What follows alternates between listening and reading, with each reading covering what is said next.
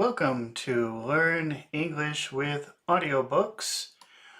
Today we're going to be reading through Chapter 4 of Sherlock Holmes's The Sign of Four. But we're not just going to be reading the words.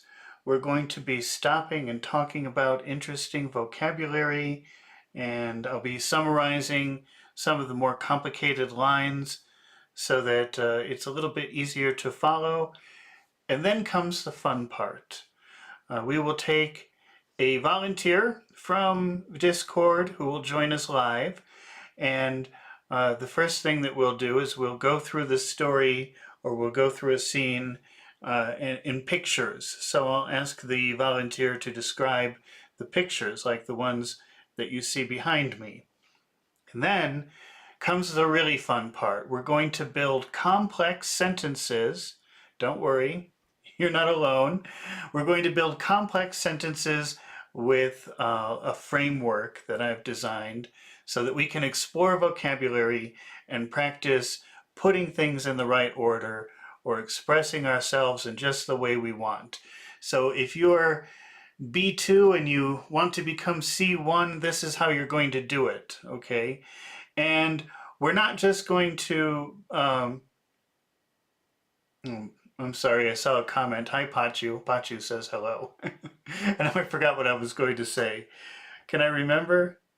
And we're not just going to be building the sentences. We'll also be talking about something very important in an English sentence, which is accentuation. That is not something you see in every YouTube video about English. I might be the only one doing it. I'm not sure. So there's a lot of pronunciation practice. The easy part is reading through the chapter. It's a short chapter. The hard part is building sentences. If you want to volunteer to practice with me live, to practice making the sentences, to improve your accent, to improve your accentuation, then you have to join the Discord server. There's a link in the description. And the way that we take volunteers is when the story is finished, I will say, okay, the story's finished, now I need a volunteer. And the first person to say, pick me, is the person that we use. So don't volunteer yet. Wait until we're finished with the story. I'll tell you when to volunteer.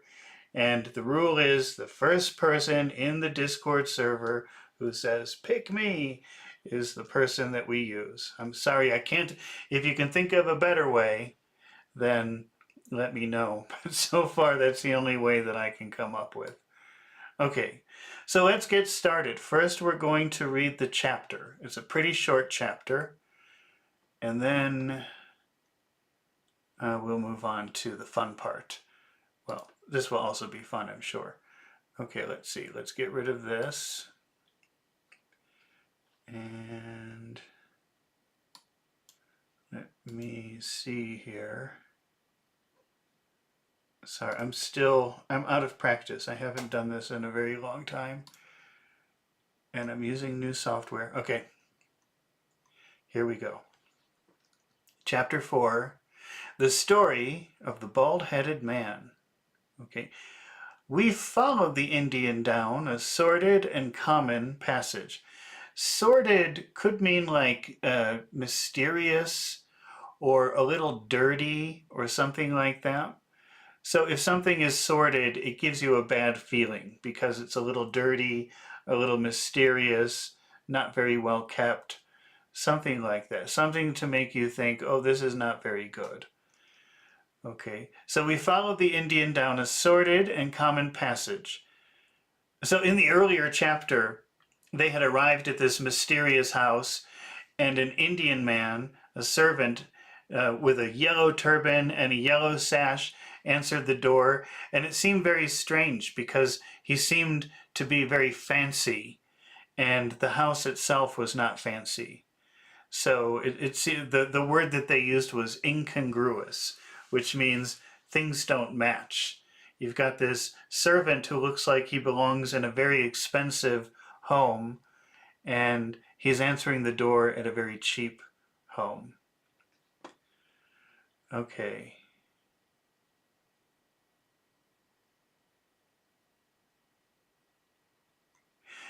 Now it says that the next line, it's ill lit. The word ill, maybe you recognize it, meaning sick. Oh, I feel ill. I don't feel well today. I'm feeling a little bit ill. But also, ill could be put in front of an adjective and it means bad or badly. So this means badly lit. There's not very much light in the hallway. So the hallway was ill lit and worse furnished until he came to a door upon the right, which he threw open. A blaze of yellow light streamed out upon us, and in the center of the glare there stood a small man with a very high head, a bristle of red hair. By the way, I'm just stopping to explain some words. If there's something you're not sure about, or if you want clarification, I'm looking in the chat, and I'll be happy to answer your questions, okay? So always ask questions in the chat if that's what you want. Pachu is saying, is this also a film? So what is the difference between the book and the movie? There is a wonderful TV series from the UK from the early 1990s, and they do all of the Sherlock Holmes stories, and I've watched them a million times because I really like that series. You could probably find that the actor who plays Sherlock Holmes, his name is Jeremy Brett. I'll just write that in the chat. So if you write Sherlock Holmes, Jeremy Brett, and sign of 4 in YouTube, I'm just putting it in the chat here. You will see that exact version. I think they used to have the whole version. I don't know if they still do. But that would be the one that I recommend to you. That's a very good series from the early 1980s. Okay, so if I don't explain a word or if something is unclear, be sure to ask in the chat. Okay, no problem. That's what we're here for. That's why we're doing it live, so we can talk to each other. Now, bristle, if you have a brush, like if you brush your hair, or if you're painting, like with a paintbrush, the little hairs are called bristles. So you have brush bristles, paintbrush bristles. So bristle is like a patch of hair almost, or it could be. In this case, it is. That's what they mean by bristle. So a small man with a very high head, a bristle of red hair all around the fringe of it. So you can imagine he's bald, and then he's got some red hair going around, but bald on top.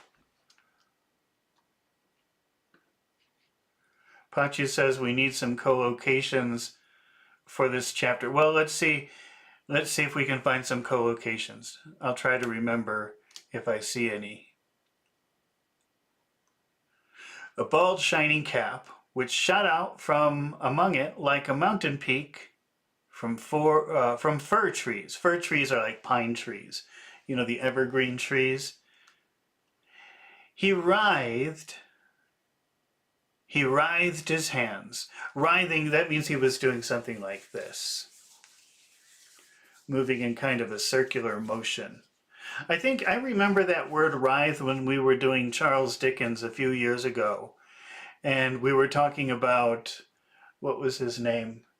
I always forget his name. He's the villain of the story in David Copperfield, the little slimy accountant. Oh, I can't remember his name. But he was like a little snake, and he was always moving like that. And that's writhing. So here this man is writhing his hands. He writhed his hands together as he stood, and his features were in a perpetual jerk.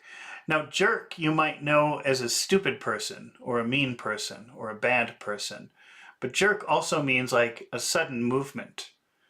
So his features were in a perpetual jerk. So I imagine he's moving around with very short, quick movements. Now smiling, now scowling. Scowling is like a look of hate or a look of anger. That's scowling. So sometimes he was smiling, and then quickly he would jerk and change to scowling.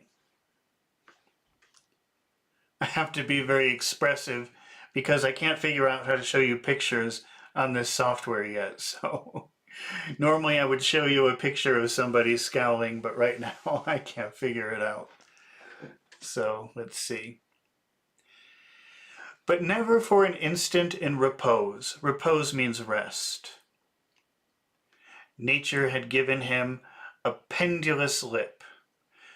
Pendulous means, a pendulum is something that moves like this. I don't know if you can see that. Can you see that?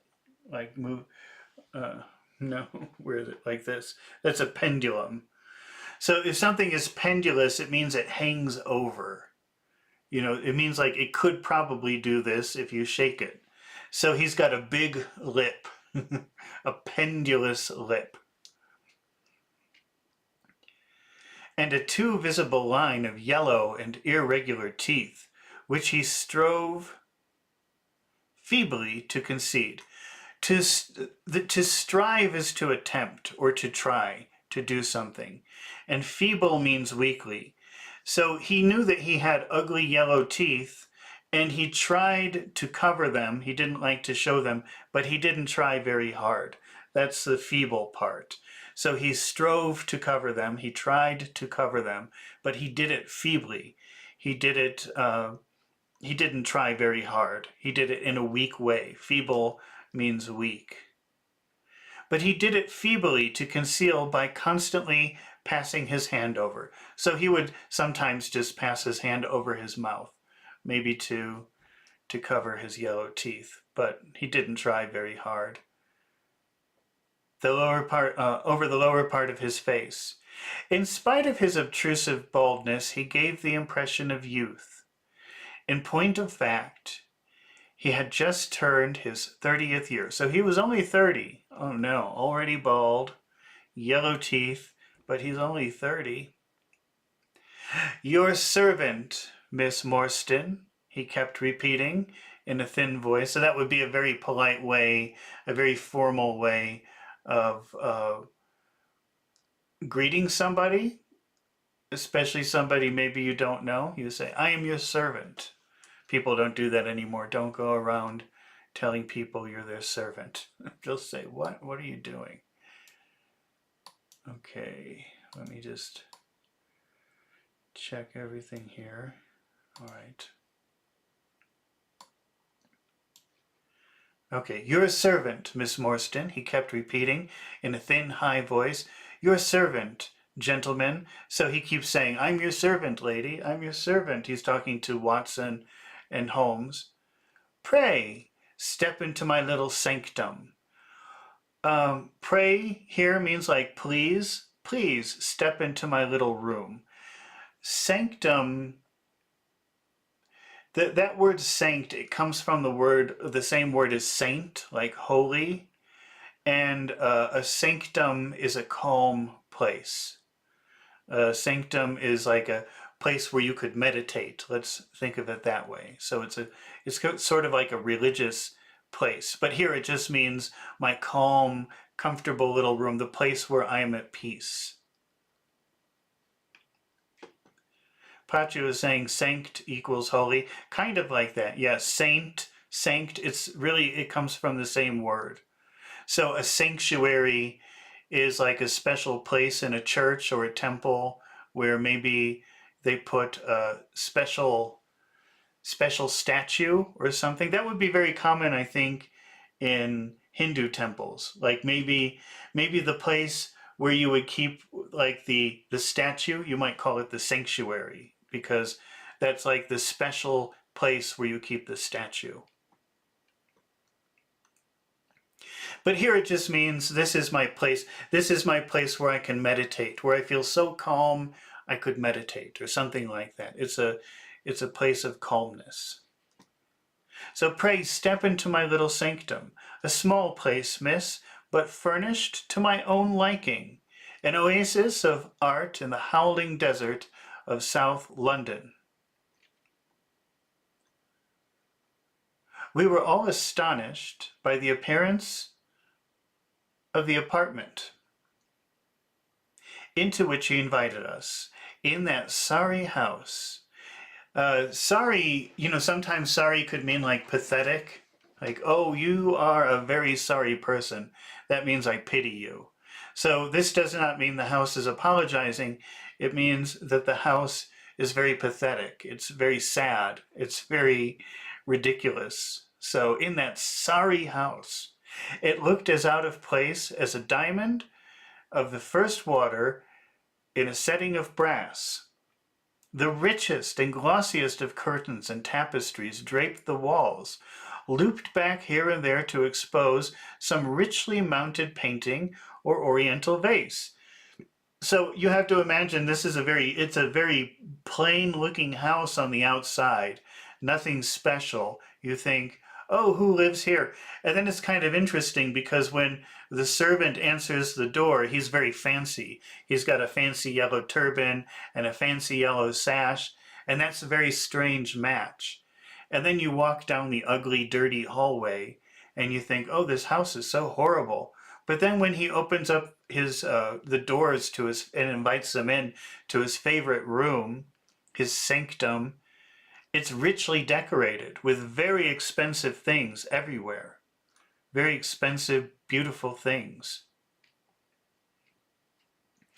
Pachu says, sorry house. Yes, sorry here means like bad or pathetic or no good. Sorry can be used that way. It's common to use the word sorry that way. Like, Pachu, are you feeling okay today? You look very sorry. It doesn't mean that you're apologizing. It means you look like you're in bad condition. And that's not weird. I mean, this is an old book. It's over, I don't know, 130 years old. But people still will use sorry in that same way. The carpet was of amber and black, and so soft and so thick that the foot sank pleasantly into it as into a bed of moss. Two great tiger skins thrown athwart. Don't ask me about a thwart. You don't need that. You'll never use that word in your life.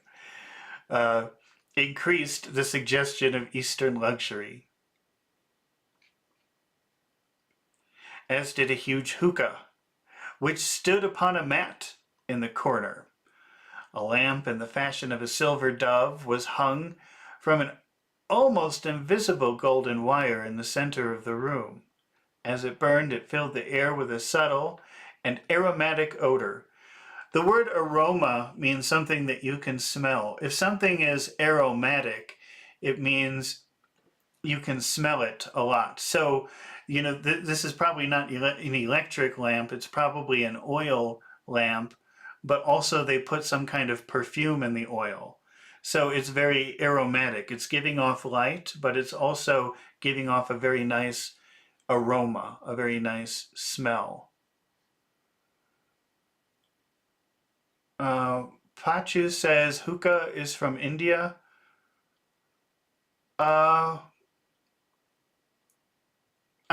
I think it's an Arab thing or a Persian thing that maybe arrived in India. I don't know where it's from originally. But yes, a hookah. Well, I've been to India when I was younger, so a long, long time ago, like over 30 years ago. And what they used to call it was a hubbly bubbly. I don't know if you know that word, hubbly bubbly, but that's what they were calling it in India back then. I don't know. But it's like a pot with some water and a pipe, and you put tobacco. Okay. So Mr. Thaddeus Sholto, said the man, still jerking and smiling. Remember, jerking is quick, small movements, and he's still smiling. So he's introducing himself. His name is Thaddeus Sholto. That is my name. You are Miss Morstan, of course. And these gentlemen? This is Mr. Sherlock Holmes, and this is Dr. Watson. A doctor, eh? Cried he, much excited. Have you a stethoscope? A stethoscope, that's the thing that the doctors put in their ear, and then they listen to your heart. Might I ask you, would you have the kindness? I have grave doubts about my mitral valve. I guess that must be some part of the heart. Okay, grave means serious. I have serious doubts about my mitral valve. Let's see what a mitral valve is. I'm sure it's some part of the heart, though.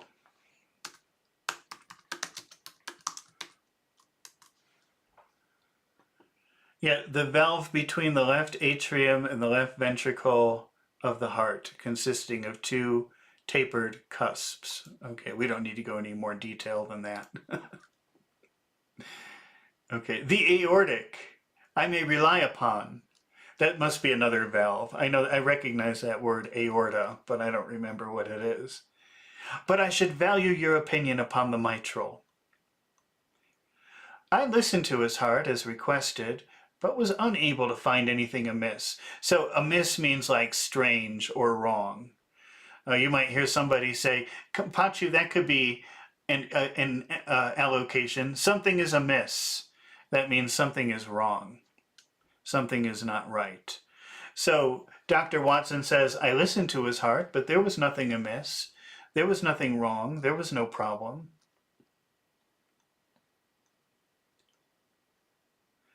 Save indeed that he was in an ecstasy of fear, for he shivered from head to foot.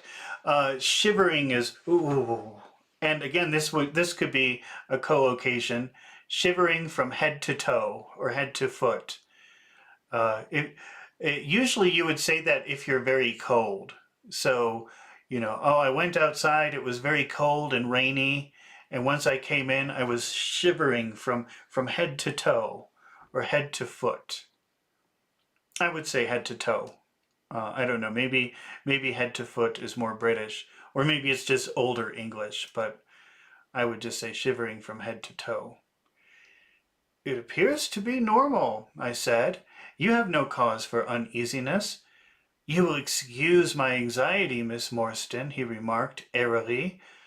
I'm a great sufferer, and I have long had suspicions as to that valve.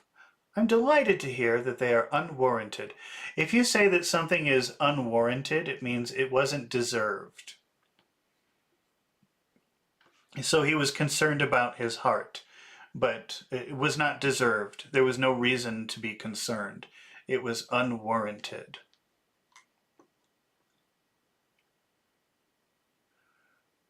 Pachu wrote, ecstasy of fear. Well, ecstasy is like a state of, what would you say? Like a state of really high excitement, okay? Usually you feel ecstasy when you're happy. But this guy, Thaddeus Sholto, he feels ecstasy from fear. So he gets excited. He gets very excited when he's afraid. Did you ever meet somebody who enjoys panicking or feeling negative things? That's him. He likes to feel, he feels happy when he's nervous. He likes to get nervous all the time. Or he feels excited and he enjoys that excitement. Had your father, Miss Morstan, refrained from throwing a strain upon his heart, he might have been alive now. So this is the first indication that Thaddeus knows Miss Morstan's father. I could have struck the man across the face. Strike means hit. So Dr. Watson wanted to hit the man across the face because that's a very insensitive thing to say to this woman whose father is dead. So hot was I at this callous and offhand reference.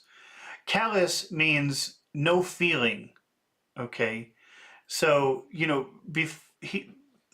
Sholto should have thought before he said something like that, commenting about her father's death like that.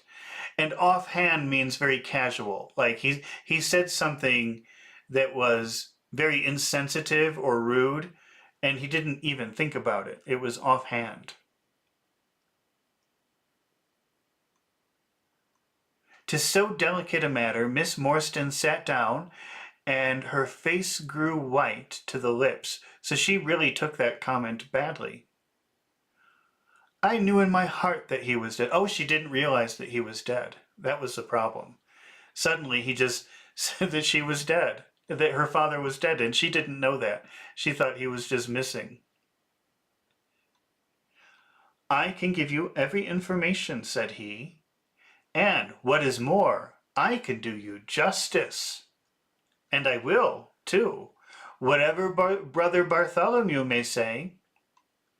So he's saying, I'll tell you all about your father's death, and I will also give you justice, which means that, maybe if somebody killed her father, they will get killed, or if her father was killed for money, he will give her the money. Somehow she will get some kind of justice. And then he says, no matter what my brother Bartholomew may say. So his brother probably doesn't like that he's contacting Miss Marston. He doesn't appreciate that. But Thaddeus wants to do the right thing. I'm so glad to have your friends here, not only as an escort to you, but also as witnesses to what I am about to do and say. The three of us can show a bold front to Brother Bartholomew. So it seems that Brother Bartholomew, whatever Thaddeus wants to do, Brother Bartholomew does not like it. And he's saying, good, I have me and you three, we can fight him. But let us have no outsiders. So he's saying, we don't want any people from the outside, no police, no other people, just us. Okay, then he says it. He says, no police or officials. We can settle everything satisfactorily among ourselves, without any interference. Nothing would annoy Brother Bartholomew more than any publicity. He sat down upon a low settee and blinked. A settee is a type of chair. It's a type of sofa. And blinked at us inquiringly. This is blinking, if you didn't know.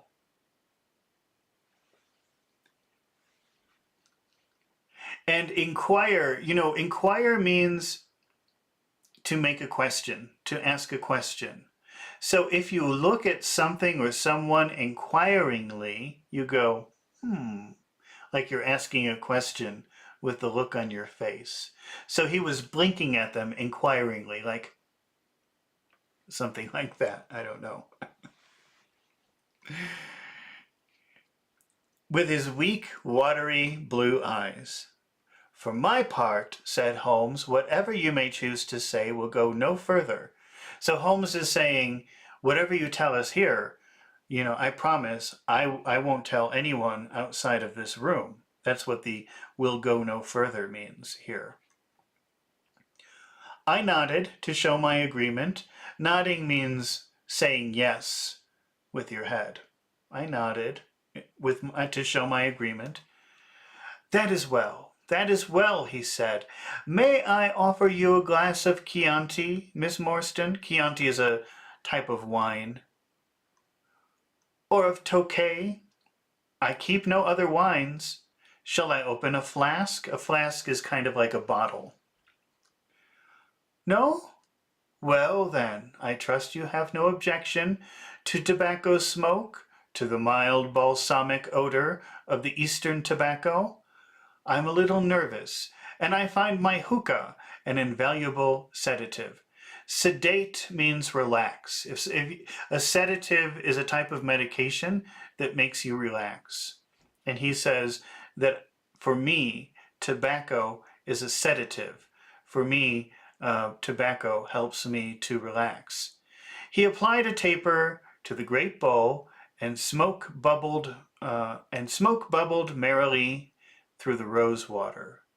We sat, all three, in a semicircle. Semi means half. So they sat in a half circle. Maybe you could imagine Thaddeus Sholto sitting in a chair and all of them sitting around him, but just in half a circle, not a full circle. With our heads advanced and our chins upon our hands. While the strange, jerky little fellow, with his high, shining head, puffed uneasily in the center. Puffing is like what you do with a cigarette. But he's got a hookah, so it's like this. He's puffing away.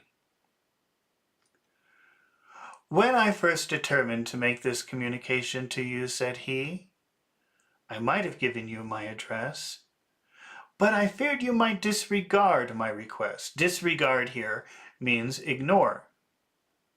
"And bring unpleasant people with you." So he was afraid if he gave the address right away that they would just call the police and make the police come. "I took the liberty, therefore, of making an appointment in such a way that my man Williams might be able to see you first. I have complete confidence in his discretion. You can maybe see the word secret in the word discretion. To be discreet means to be secret, to not be obvious, to be quiet, to not tell other people's secrets. So he says, I have complete confidence in his discretion. I have complete confidence he will not tell anyone. He will not tell you too much. He will keep everything secret. And he had orders, if he were dissatisfied, to proceed no further in the matter. You will excuse these precautions, but I am of somewhat retiring, and I might even say refined tastes. And there's nothing more unaesthetic than a policeman. Okay, so aesthetic means like good looking. Something that looks good. So Sholto is saying that he's a very refined, calm sort of person. So he likes very nice, beautiful things. He likes things to be quiet and calm. And then he says there's nothing more unaesthetic, so nothing more ugly than a policeman. I have a natural shrinking from all forms of rough materialism. I seldom come in contact with a rough crowd.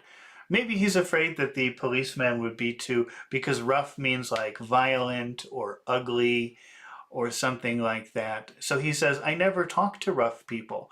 I don't know any rough people. So he's afraid to be in the company of a policeman because they might be too strong, too violent, too difficult, too ugly, something like too low.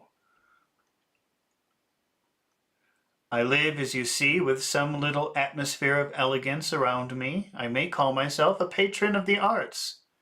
It's my weakness. The landscape is a genuine Corot, so that must be the name of an artist. And though a connoisseur might perhaps throw a doubt upon that Salvator Rosa, there cannot be the least question about the Beau Giraud I am partial to, the modern French school. So he's just showing all of his famous paintings. He says that I'm a connoisseur. That word connoisseur, that comes from French. That first part, cano, that's very similar actually to the word no. If you pronounce the word no with the K, it's cano.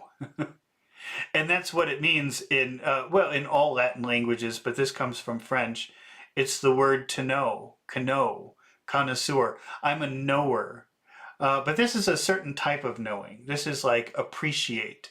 If somebody is a connoisseur, they're kind of an appreciator or an expert of something. They know a lot about something. So, though a connoisseur might perhaps throw doubt upon the Salvator Rosa. So somebody who really knows paintings might say, that is not really a Salvator Rosa. I don't even know who that is. There cannot be the least question about the Beau Giraud. So he's saying nobody would say that the Beau Giraud is not real. You'll excuse me, Mr. Sholto, said Miss Morstan, but I'm here at your request, to learn something which you desire to tell me. It's very late, and I should desire the interview to be as short as possible. At the best, it must take some time, he answered, for we shall certainly have to go to Norwood and see Brother Bartholomew. We shall all go and try if we can get the better of Brother Bartholomew. So Miss Marston is saying, oh, sorry, I don't want to hear about your stupid paintings. You asked me to come here to give me information. Just give me the information. I want to go home. And Sholto says, well, I'm sorry, because in the end, after I tell you everything, we're going to have to go see my brother. And I guess that he's in a place called Norwood. So they're going to have to travel that night to some other place. And they say we must get the better of Brother Bartholomew. So we have to win him. We have to convince him, something like that. He is very angry with me for taking the course which has seemed right to me. I had quite high words with him last night. You cannot imagine what a terrible fellow he is when he's angry. If we are to go to Norwood, it would perhaps be as well to start at once, I ventured to remark. So Watson says, well, if we have to go to Norwood, let's go now. He laughed until his ears were quite red. That would hardly do, he cried. I don't know what he would say if I brought you in that sudden way. If you say something won't do, that means it's not acceptable. It's not the best way to do it. So when he says, that would hardly do, he says, no, that's completely unacceptable. He would go crazy if I just brought you. No, I must prepare you by showing you how we all stand to each other. In the first place, I must tell you that there are several points in the story of which I am myself ignorant. So he's saying, I know most of the story, but there are several parts of the story I don't know. I can only lay the facts before you as I know them myself. My father was, as you may have guessed, Major John Sholto, once of the Indian Army. He retired some 11 years ago, and came to live at Pondicherry Lodge in Upper Norwood. He had prospered in India and brought back with him a considerable sum of money. So while his father was serving in India, somehow he returned with an enormous amount of money. A large collection of valuable curiosities. Curiosities are, maybe is not necessarily art, but it kind of means like little strange things. Some people collect paintings or statues, but curiosities are little weird things that are difficult to explain or complicated. That's why they're called curiosities. They make you curious. What's that? And a staff of native servants, and with these advantages he bought himself a house, and he lived in great luxury. My twin brother Bartholomew and I were the only children. I very well remember the sensation which was caused by the disappearance of Captain Morstan. So now we're getting to what happened to her father. We read the details in the papers, and knowing that he had been a friend of our father's, we discussed the case freely in his presence. He used to join in our speculations at what could have happened. So when they read about the death of, did they say the death? The disappearance.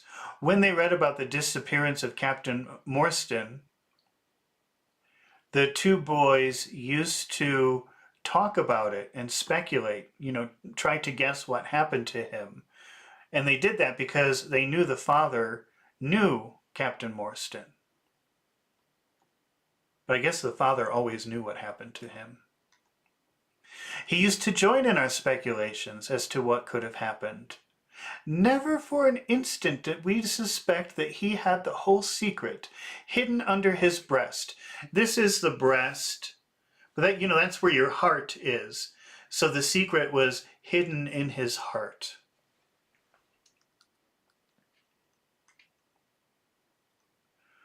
Arthur Morstan. Oh, that of all men he alone knew the fate of Arthur Morstan. We did know, however, that some mystery, some positive danger overhung our father.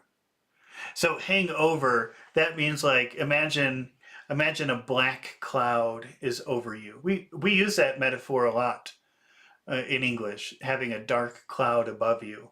That means like uh, depression, or because of the dark cloud means it's going to start raining or a storm is about to happen. So here, how do they use it? Some danger overhung our father. So there was some danger, like a black cloud, over our father. He was very fearful of going out alone, and he always employed 2 prize fighters to act as porters. Prize fighters, that's like boxers. So he always employed 2 boxers. At Pondicherry Lodge, Williams, who drove you tonight, was one of them. He was once a lightweight champion of England, so he was a famous boxer in England. Our father would never tell us what it was he feared, but he had a most marked aversion. Aversion means hatred or fear, to men with wooden legs. On one occasion, he actually fired his revolver at a wooden-legged man who proved to be a harmless tradesman. So one time the father saw a man with a wooden leg and he shot his gun at him. But the man was just an innocent tradesman. A tradesman is like a person in a skilled profession.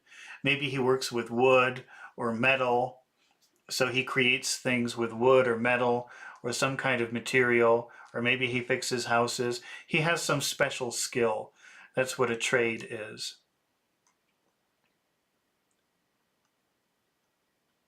Canvassing for orders. Canvassing means like going door to door.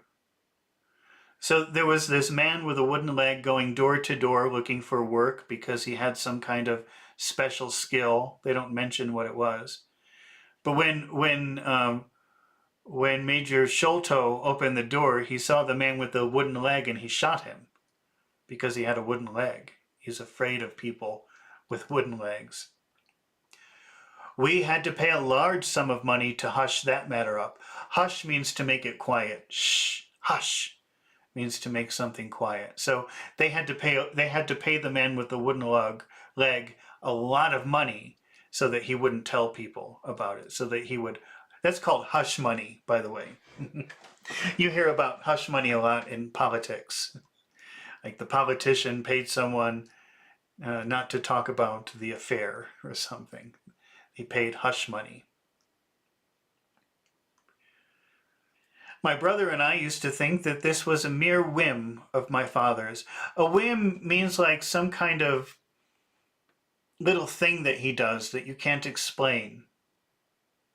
So they just said, well, maybe he's a little crazy. He does this weird thing. For some reason, he's afraid of people with wooden legs. They didn't think there was a reason for it. That's what they mean by whim.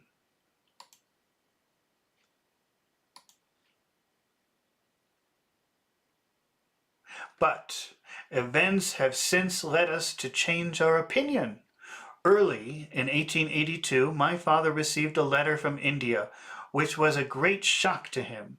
He nearly fainted at the breakfast table when he opened it, and from that day he sickened to his death.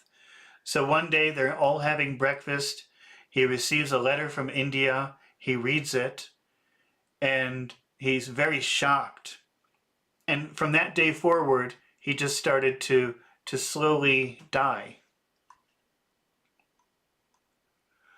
What was in the letter we could never discover, but I could see as he held it that it was short and written in a scrawling hand. So that means that maybe the person was not very good at writing. Scrawling means like it's very long and drawn out and maybe not easy to read. He had suffered from years from an enlarged spleen, but he had now become rapidly worse, and towards the end of April we were informed that he was beyond all hope, and that he wished to make his last communication to us. When we entered his room, he was propped up with his pillows. So prop means like supported. If you're propped up by your pillows, like imagine you're sitting in bed, you probably would take the pillows and put them behind you to support you. That's what it means when it says he was propped up with pillows. And breathing heavily, he besought us to lock the door and to come upon either side of the bed. Then, grasping our hands, he made a remarkable statement to us in a voice which was broken as much by emotion as by pain. I shall try to give you, in his own very words, "I have only one thing," he said, "which weighs upon my mind at this supreme moment. It is my treatment of poor Morstan's orphan, the cursed greed which has been my besetting sin through life. He withheld from her the treasure, half at least of which should have been hers, and yet I have made no use of it myself. So blind and foolish a thing is avarice. The mere feeling of possession has been so dear to me that I could not bear to share it with another." So he's saying, as he's dying, he's feeling very guilty because apparently all of the money that he made in India was supposed to be split 50-50. 50% for him and 50% for Captain Morstan. And when Captain Morstan disappeared, he should have given that money to his daughter. And his daughter, she's been suffering. She had no way to support herself all of these years. So Major Sholto kept all of the money, but inside he was feeling really bad because his daughter deserved half of that money. So dear to me that I could not bear to share. So I couldn't, just having it all was so wonderful to me that I couldn't share it with anyone. See that chaplet dipped with pearls beside the quinine bottle? Even that I could not bear to part with. So he's saying, see that thing over there? I couldn't even give that away. I'm so greedy. I just want everything for myself. Although I had got it out with the design of sending it to her. So you see, he actually picked it out and said, okay, I'm going to send this valuable, I don't know what a chaplet is. Let me find a picture of that. I can't show you the picture. One of these days I'll figure it out. Oh, it's like a necklace. Let's say it's like a necklace. It's not exactly a necklace, but it's like one. But it must have been very valuable. So he picked that out and he said, I'm going to send this to Captain Morstan's daughter. But then he couldn't. So that's why it's sitting by the desk or by the bedside. He said, I got it out because I was going to send it to her, but he couldn't. You, my sons, will give her a fair share of the Agra treasure. But send her nothing, not even the chaplet, until I'm gone.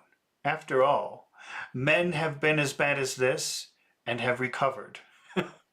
So he's saying, but wait until I die before you send it, because everyone knows that even if you're this sick, maybe one day you could recover. So he doesn't want to, he only wants to send it after he's dead.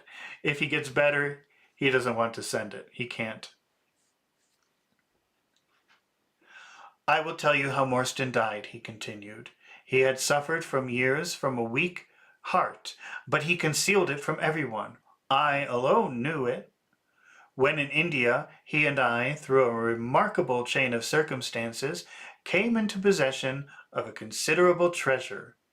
I brought it over to England, and on the night of Morstan's arrival, he came, straight over here to claim his share.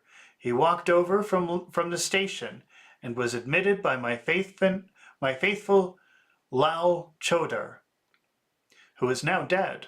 Morstan and I had a difference of opinion as to the division of the treasure, and we came to heated words. Morstan had sprung out of his chair. Spring means like jump, so he jumped out of his chair. In a paroxysm of anger, when he suddenly pressed his hand to his side, his face turned a dusky hue. Dusk, do you know what dusk is? You know what sunrise and sunset is, but there's another word to say both of those. Sunrise is dawn, and sunset is dusk.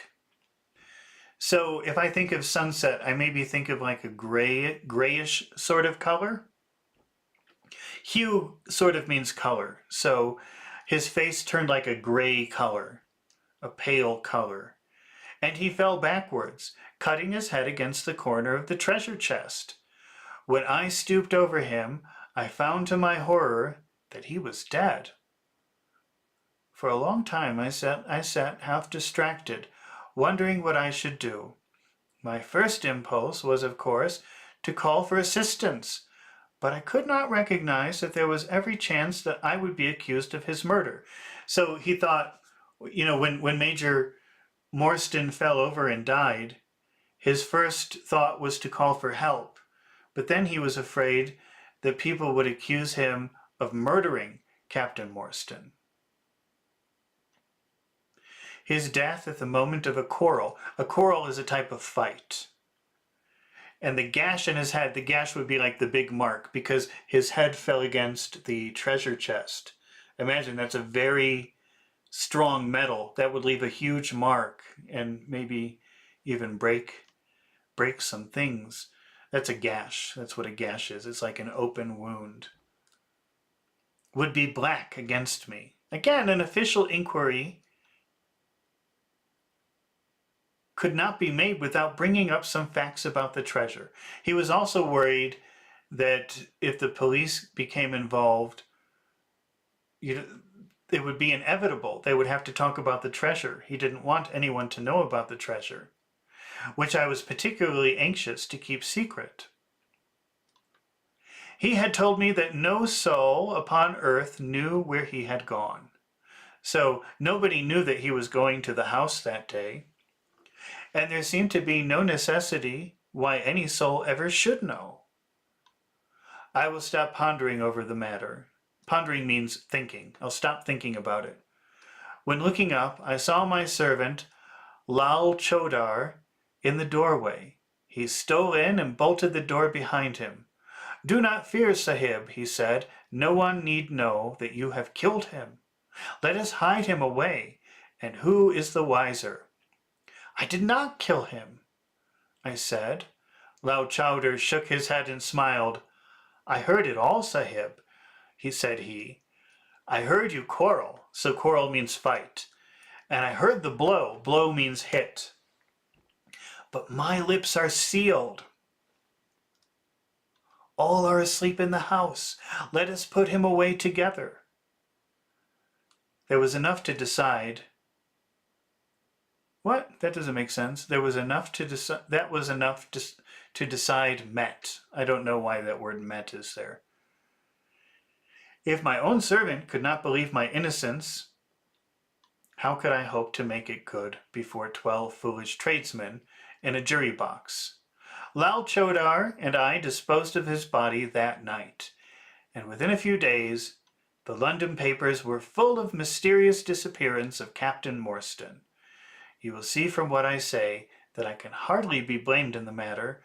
My fault lies in the fact that we concealed not only the body, but also the treasure, and that I have clung. Clung means holding very tightly. I have clung to Morstan's share as well as to my own. I wish you, therefore, to make restitution. To make restitution, that means to compensate, to make up for, to apologize somehow by making things equal. So he wants to make restitution he wants to make things equal about what happened to Captain Morstan by giving his daughter the money. But he can't do it while he's alive because he's obsessed with money.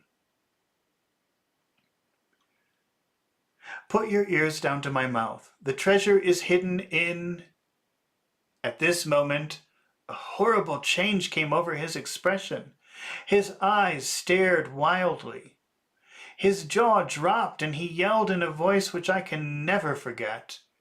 "Keep him out! For Christ's sakes, keep him out!" We both stared around at the window behind us, upon which his gaze was fixed. Gaze means looking. So he was looking out the window. He was lying in bed and he was saying, the treasure is, and then he said, keep him out, keep him out. And he was gazing, he was looking at the window. A face was looking in at us out of the darkness. We could see the whitening of the nose where it was pressed against the glass. It was a bearded, hairy face, wild, cruel eyes, and an expression of concentrated malevolence. Now, I think in the past we've seen this word mal before. Mal is a Latin word. It means bad or evil.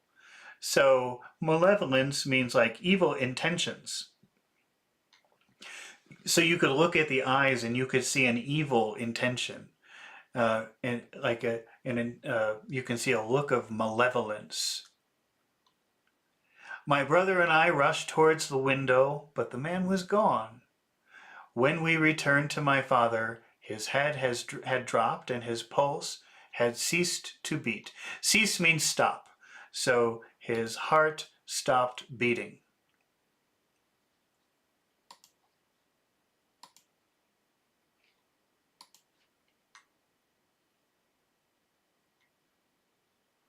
We searched the garden that night, but found no sign of an intruder, save that just under the window a single footmark was visible in the flower bed. But that one trace we might have thought that our imaginations had conjured up. Conjure means to make something appear, so that our imaginations made this evidence appear. Like, I'm not really sure what that is. Let's see. So they found a footprint. They found a footmark in the garden. And they weren't sure if that was just maybe the gardener's footprint or because their mind had conjured up, their mind had made it seem like it must be evidence, it must be a clue. Oh, no, I'm sorry. The mind had conjured up that wild, fierce face. So they thought, like, they saw the footprint, that was real, but they were thinking, did we really see that face? Or did our mind make that face appear? Did we imagine that there was a face in the window? So our imaginations had conjured up the wild, fierce face. And we soon, however, had another and more striking proof that there were secret agencies at work all around us. The window of my father's room was found open in the morning. His cupboards and boxes had been rifled.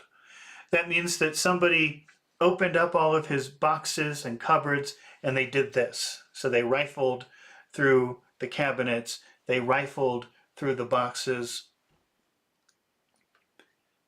Upon his chest was fixed a torn piece of paper with the words, "The sign of 4," scrawled across it. What the phrase meant or who our secret visitor may have been, we never knew. As far as we can judge, none of my father's property had been actually stolen, though everything had been turned. So everything in the room somebody had touched, somebody had opened, somebody had looked through, somebody had rifled through, but nothing was taken. Nothing was taken.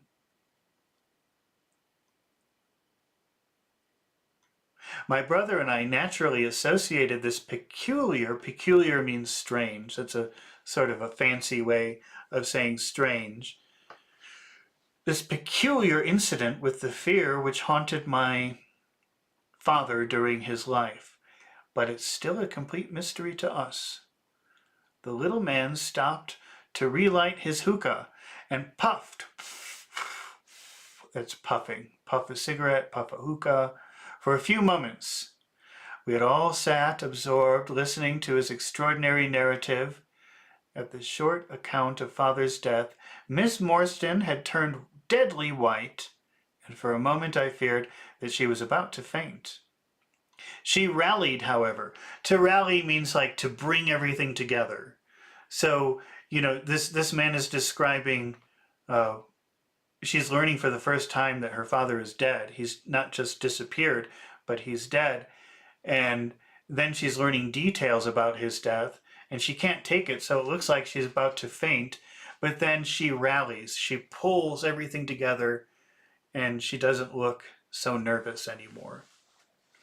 She rallied, however, on drinking a glass of water, so that the water helped her, which I quietly poured out for her from a Venetian carafe. A carafe is like a pitcher. Upon the side table, Sherlock Holmes leaned back in his chair with an abstracted expression and the lids drawn low over his glittering eyes. These are your eyelids. So, these are your eyelids, they're up. If your lids are drawn low, maybe you can't even really see the eyes too well. As I glanced at him, I could not but think how on that very day he had complained bitterly of the commonplaceness of life. So as he was looking at Holmes, he was thinking about how earlier during the day Holmes was complaining about how boring life is. Here at least was a problem which would tax his sagacity to the utmost. Mr. Thaddeus Sholto looked from one to the other of us with an obvious pride at the effect which his story had produced. So Thaddeus is watching the reaction of his audience, and he feels good. He feels happy that everybody is so interested in what he has to say, in the information that he's giving out. Between the puffs of his overgrown pipe, my brother and I, he said, were, as you may imagine, much excited as to the treasure which my father had spoken of. For weeks and for months we dug and delved in every part of the garden without discovering its whereabouts. It was maddening to think that the hiding place was on his very lips at the moment that he died. We could judge the splendor of the missing riches by the chaplet which he had taken out. Over this chaplet my brother Bartholomew and I had some little discussion. The pearls were evidently of great value, and he was averse to part with them, for between friends my brother was himself a bit inclined to my father's fault. So after the father died, they started searching in the garden. They were digging holes everywhere in the garden, as many holes as they could find. And they were really angry because he was just about to say where the treasure was when he died. And they knew that the treasure must be very valuable because the chaplet, this type of necklace, was very valuable. And that was just one little thing in there. And they had an argument over who could keep it. And it seems that Bartholomew, the brother, was just like the father. And he was not generous at all. He would never give anything. He wanted it completely 100% for himself. He thought, too, that if we parted with the chaplet, it might give rise to gossip and finally bring us into trouble. So he was also afraid that if they gave the necklace to Miss Marston, that would make some kind of news. And again, they might be in trouble.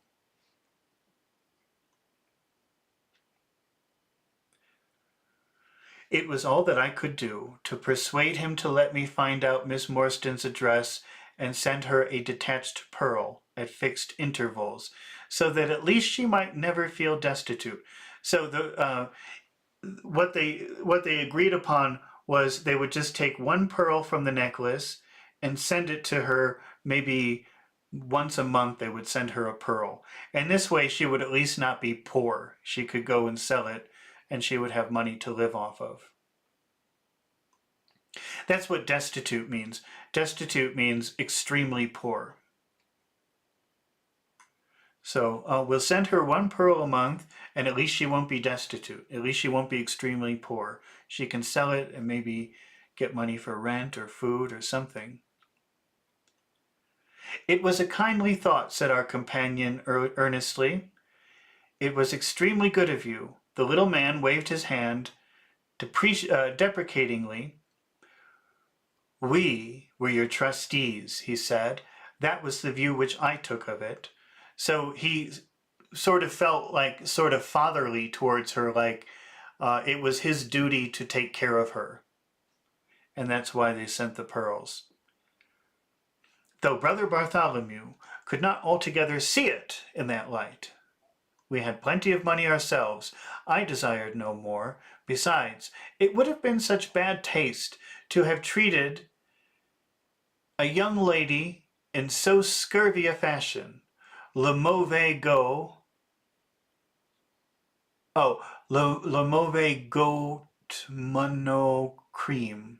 Let's try to translate that. That's French. But it's a little bit...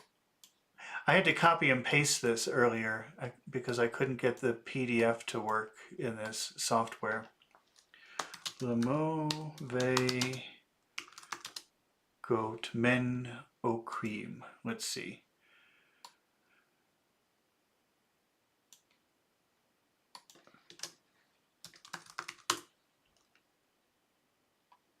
Poor taste. Oh, okay. Yeah, that makes sense. So, you know, again, we talked about the word mal, and this is sort of a variation. Mauvais, bad. Mauvais is French for bad. And goût, that means like taste. That's what it means. So, the bad taste, monocreme, leads to crime.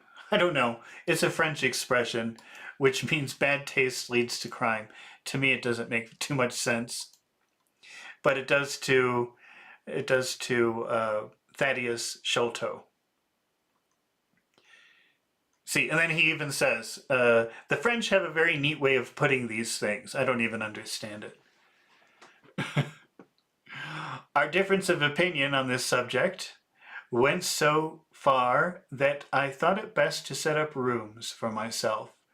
So I left Pondicherry Lodge, taking the old Kitmugar and Williams with me. Yesterday, however, I learned that an event of extreme importance had occurred. The treasure has been discovered. I instantly communicated with Miss Morstan, and it only remains for us to drive out to Norwood and demand our share. I explained my views last night to Brother Bartholomew, so we shall be expected, if not welcome, visitors. Mr. Thaddeus Sholto ceased and sat twitching. Twitching is when you make little involuntary movements. In his luxurious settee, we all remained silent, with our thoughts upon the new development which the mysterious business had taken. Holmes was the first to spring to his feet. "You have done well, sir, from first to last," said he. "It is possible that we may be able to make you some small return by throwing some light upon that which is still dark to you. But, as Miss Morstan remarked just now, it is late, and we had best put the matter through without delay." Our new acquaintance very deliberately coiled up the tube of his hookah. Coil is when you have like something long, like a string or a wire, and you do this. So he's smoking a hookah, and then he started to coil it up, meaning he's getting ready to leave. And produced behind a curtain a very long befrogged topcoat, with astrakhan collar and cuffs. This he buttoned tightly up, in spite of the extreme closeness of the night, and finished his attire by putting on a rabbit-skin cap with hanging lappets which covered his ears, so that no part of him was visible, save his mobile and peaky face. "My health is somewhat fragile," he remarked as he led the way down the passage. "I am compelled to be a valetudinarian." I had to look up, I mean, when I first watched this, let's see, valetudinarian. I had to look up that word and I can't remember what it means. It's not a word that you would ever use. Valetudinarian. It's just a funny word. A person who is very anxious about everything, about their health. So a person who is always worried about their health. But don't ever use that word in public. People will say, what? What are you talking about? What's a valetudinarian? It's a funny word. Okay. All right. Our cab was awaiting outside and our program was evidently prearranged, for the drivers started off at once at rapid pace. Thaddeus Sholto talked incessantly. Do you remember we talked about the word cease? It means to stop. And so you can see that word cease in this word, cess. So incessant means never stops. So Thaddeus Sholto talked incessantly means he never stopped talking. Just ba ba ba ba ba ba ba ba ba. Okay, in a voice which rose high above the rattle of the wheels. Bartholomew is a clever fellow, said he. How do you think he found out where the treasure was? He had come to the conclusion that it was somewhere indoors, so he worked out all the cubic space of the house, made measurements everywhere, so that not 1 inch should be unaccounted for. Among other things, he found that the height of the building was 74 feet, but on adding together the heights of all the separate rooms and making every allowance for the space between, which he ascertained by borings. So he measured the height of the house, and he even measured the space between the walls. Boring means like making a hole.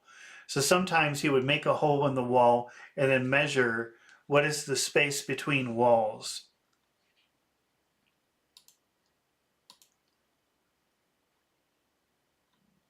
He could not bring the total to more than 70 feet. So what was the height of the building? Or the space between floors? 74. So there's 4 feet missing. That's a little bit over a meter. There's like a meter and a quarter or a meter and a third of height missing, unaccounted for. These could only be at the top of the building. He knocked a hole, therefore, in the lath and plaster ceiling of the highest room, and there, sure enough, he came upon another little garret. A garret is like a tower. Above it, which had been sealed up and was known to no one.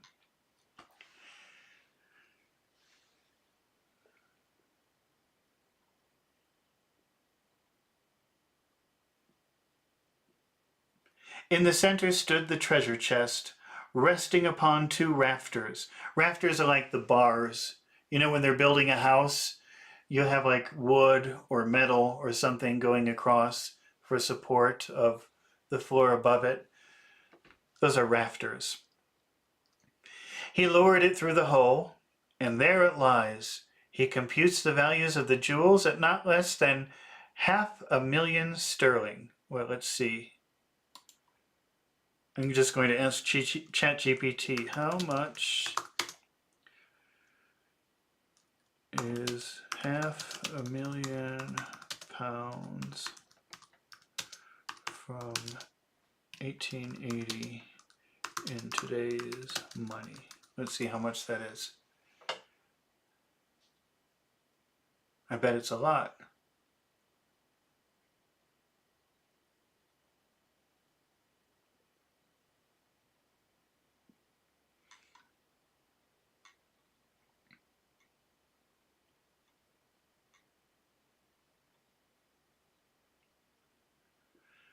Oh, well, I mean, it's not really, I mean, it's a lot, more than I have. 80 million pounds. I thought it would be more than that. I thought it would be a lot more than that. I would take it. I would take half, 40 million pounds. That would be okay. At the mention of this gigantic sum, we all stared at one another open-eyed. Miss Morstan, could we secure her rights? could we secure her rights would change from a needy governess. So a governess is like a woman in charge of children's education in a rich family. That's what she was doing. So to make money, she was living with a rich family and being a teacher to the children. Probably doesn't pay that well. Although it's a better job than some other jobs you might have in that house. To the richest heiress in England, surely it was the place of a loyal friend to rejoice.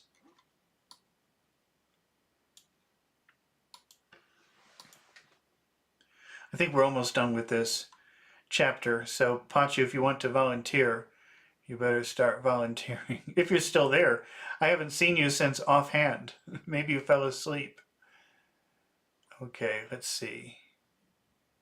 I stammered out of a few halting words of congratulations and then sat downcast, with my head drooped deaf, to the dreamily conscious that he was pouring forth in interminable trains of symptoms and imploring information as to the composition and action of innumerable quack nostrums, some of which bore about in a leather case in his pocket. So I think they're talking about medicine. He's even carrying medicine with him. Somebody who's always worried about being sick, usually in modern English, you probably would call them a hypochondriac. So I think that Thaddeus Sholto is a hypochondriac. I trust that he may not remember any of the answers which I gave him that night. Holmes declares that he overheard me caution him against the greater danger of taking more than 2 drops of castor oil. So during the trip, he was taking all this medicine, and Watson is a doctor, and Watson is saying, oh, don't do that. Stop that. Stop taking that. But he wasn't listening. While I recommended strychnine in large doses as a sedative. However that may be, I was certainly relieved when our cab pulled up with a jerk. Remember, so, just the jerk is like a sudden movement. So when the horse and cab stopped, everybody went like that. That's the jerk. And the coachman sprang down to open the door. This, Miss Morstan, is Pondicherry Lodge, said Mr. Thaddeus Sholto, and he handed her out.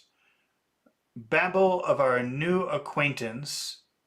He was clearly a confirmed hypochondriac. See, that's a hypochondriac is someone obsessed with their health. They always think that they're sick. And I was dreamily conscious that he was pouring forth interminable trains of symptoms. Oh, I think I copied this twice. Okay. No, it ends here with, this, Miss Morstan, is Pondicherry Lodge, said Mr. Thaddeus Sholto, and he handed her out. So that's where we stop. That's the end of chapter 4. Okay, so now we are going to, what we're going to do, I'm just going to, let me bring this up here. We have some scenes from the book, okay, in picture form. And let's see, who do we officially have as our volunteer? Anybody? Nobody yet. Pacho, oh wait. I don't know, maybe Pachu fell asleep. I think Pachu might have fallen asleep because I think let's see, what time is it in Nepal? Nepal local time. Yeah, it's 2:30 in the morning, so he probably dozed off. But we've got Alex, so I guess we'll keep going with Alex.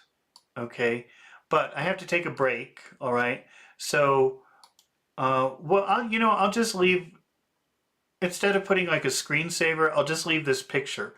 Take a look at the picture. Actually, I'll even put it in the Discord chat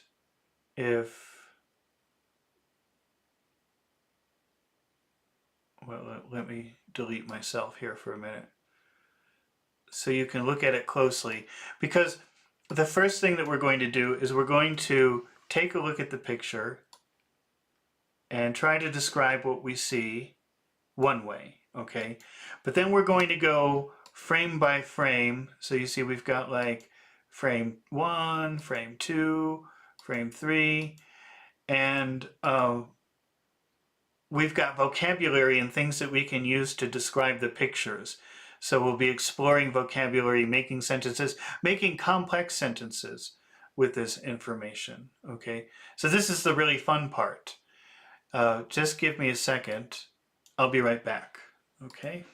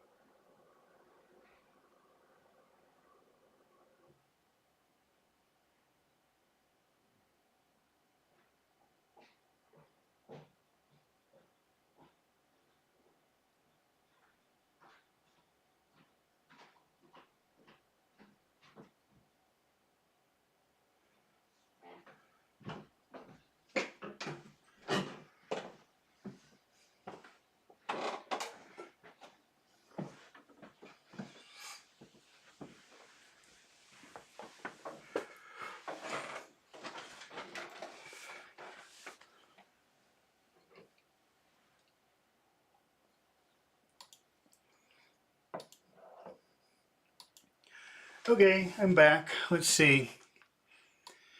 Now, how do we call Alex? Last time I think Alex had to call me. Oh,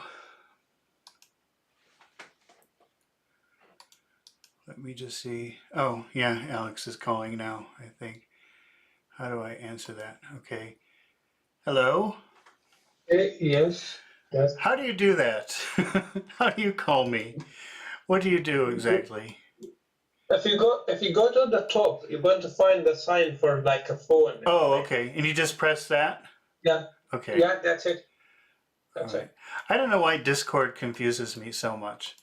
By the way, anybody can volunteer. There's a link to the Discord server uh, in the description. And the rule is just when we finish the story, I'll say, okay, we're done. Who wants to volunteer? And the first person who writes in Discord, me, that's who volunteers. That's how that works. Look, we can give the yearly one for Paccio if that's too late for him, you know. It's a very Oh, suitable time for yeah. him. It's only, you know, Yeah, we it's can like see. 12 o'clock. We can. We can do that. I don't think Next I time. can. I don't think I'll be able to do it. I'm not doing any early ones this weekend because I have appointments. I think Okay. so, but maybe next week we'll see. Yeah. However, okay. So you see the picture. You see the 6 frames, and what do you see? Maybe we'll just move down to frame 1 here. What do you see in frame 1? What,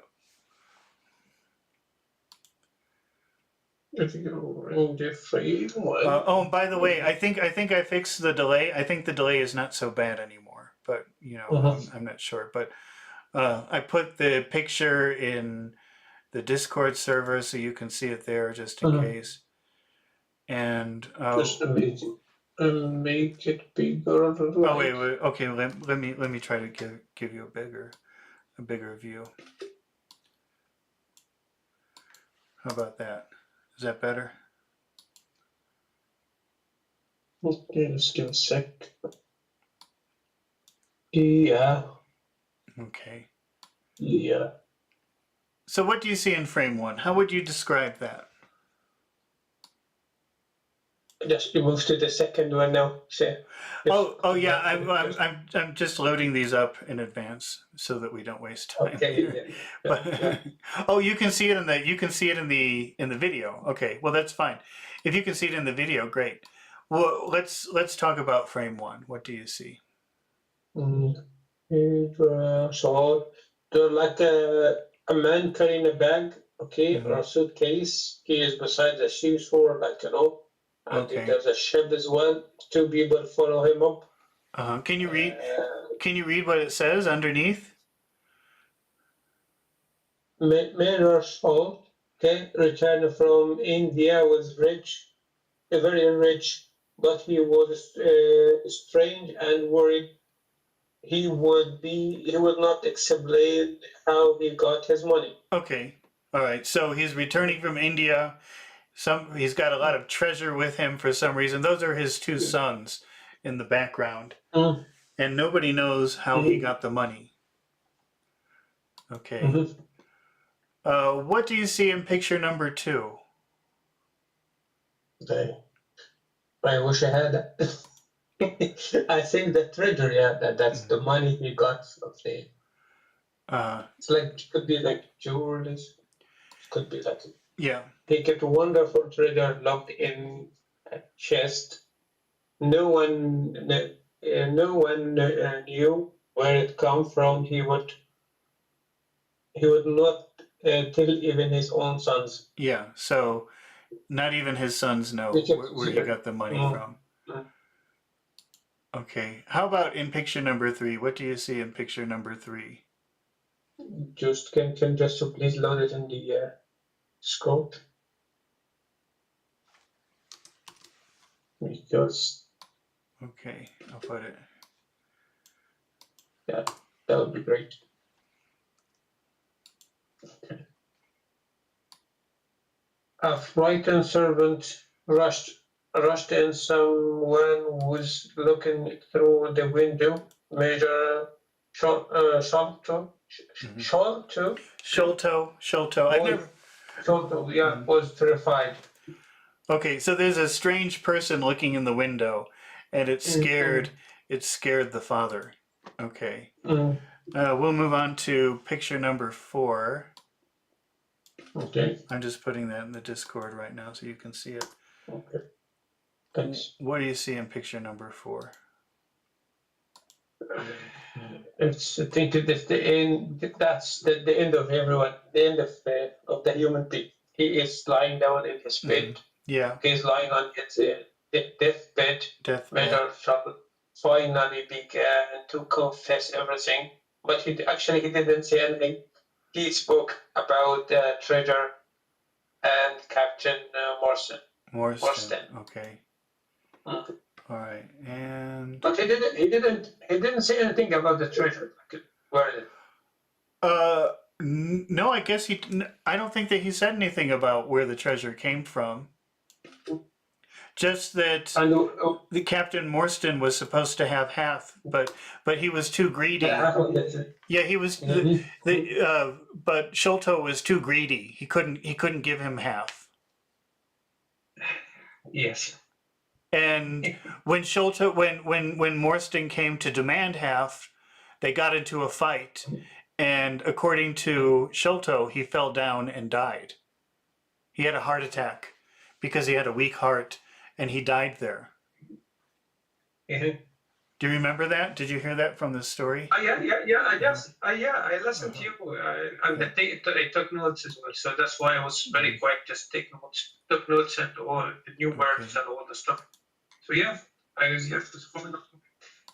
So, Yeah, but look, we have a saying in Egypt when uh-huh. the thieves, okay, fight Mm-hmm. the like the people knows everything about the robbery. Like if you get me, it could be very secret. Oh, Nobody knows about it until they start fight each other. You know.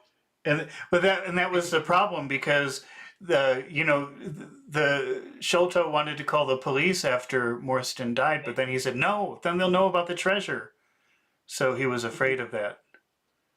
Mhm. And it's the same thing that's happening to the brother, Bartholomew. He wants to give he doesn't really want to give the daughter, Morstan's daughter, anything, but he's afraid if they're too generous, people will know. They'll say, "Where did they get that money from? Where is that coming from?" Like Father Nixon. Yeah, that's Bartholomew. Okay. So what's happening in picture number 5? Did you want it? So the picture number 5. Just give me a second. I have to. Yeah. Just as he was about to tell where the treasure was hidden, the servant announced another visitor, Major Sholto, died before finishing. Yeah, so Sholto was dying and he says, "The treasure is hidden," and then And the servant went out. then he died. Okay, and then finally we've got picture number 6. I'll just take a large picture of that and show it to you in the Discord. Okay. And what's happening in picture number 6? Okay. They searched everywhere, but the treasure was gone. Only mystery remained. But let's see. But the treasure was gone. Only mystery remained. Yeah. Okay. So they looked everywhere for the treasure, and they couldn't find it. Okay. So now what we'll do is we'll go back to frame 1. Okay. And let me close the Discord thing here. Okay.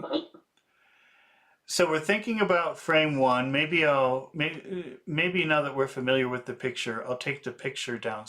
Oh no, we don't. Not right now. I don't think we need to make room right now. But maybe we'll do this. I'll bring this down so it appears on one window here, and I'm going to copy. I don't know how. I guess the delay should be better now, but I'll still put it. I'll put it in Discord so you can see. Make it easy just to look to one device, not to two devices. Because if you look to two devices, it could be. Well, can you see though? Is there a large delay in the video, or can you see? Yeah, there is a delay in the video as well, and I have two different devices. If I Oh, can look okay. to the video, Oh no, it's very confusing. That's very confusing. I got it here. Conceal, turn from, settle down. Yeah. Okay. So what kind of sentence could you make with the verb conceal about picture number 1? About picture number 1. Okay. The picture number 1, it's about the man just walking beside the seashore, and his son was following him up. Yeah. He was carrying a bag. Okay, I still remember. Concealed means unrevealed, yeah? Conceal means try to hide. To hide, yeah. Okay. He was carrying a bag, and he tried to conceal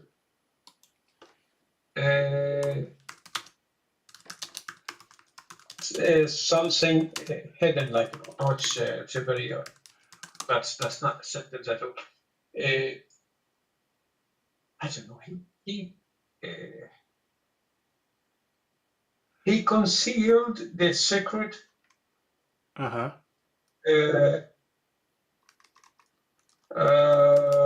his own sons. Okay, he concealed. That's a pretty good sentence. He concealed the secret.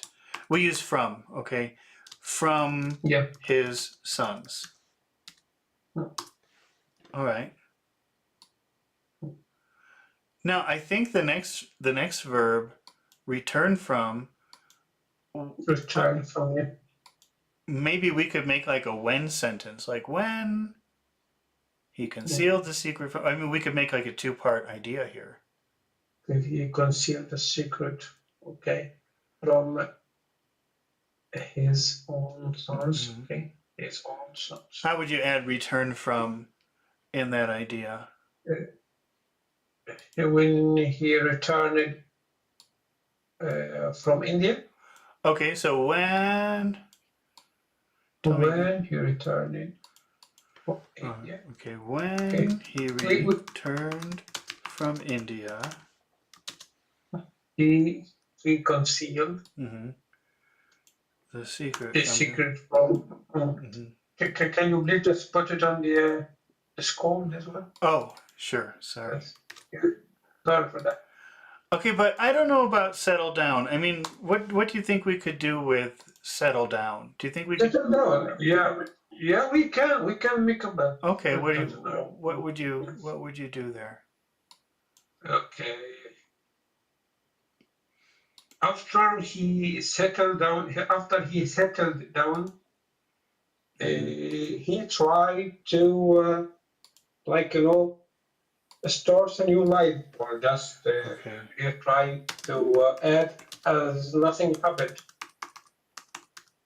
So after he settled down, what was the rest of that? Okay, after yeah, okay. When he returns from India, Uh-huh. and after he settled down, he concealed the secret from his sons. Is that what? Is it what? Okay. So when he returned from India, and after, I'm going to make one slight change. And after he settled in, what do you think the difference? What do you think the difference is between settle down and settle in? I settle down means like if somebody just settle down just enough, he starts his life, like, or he's ready to start his life, or. Do you know, settle down means like to become calm. Calm, yeah. So if you settle down, that seems like before you were excited, now you're calm. Okay. What do you? Isn't it has another, like, or doesn't have another meaning, like settle down? Sometimes normally when he's settled down and ready to start his life.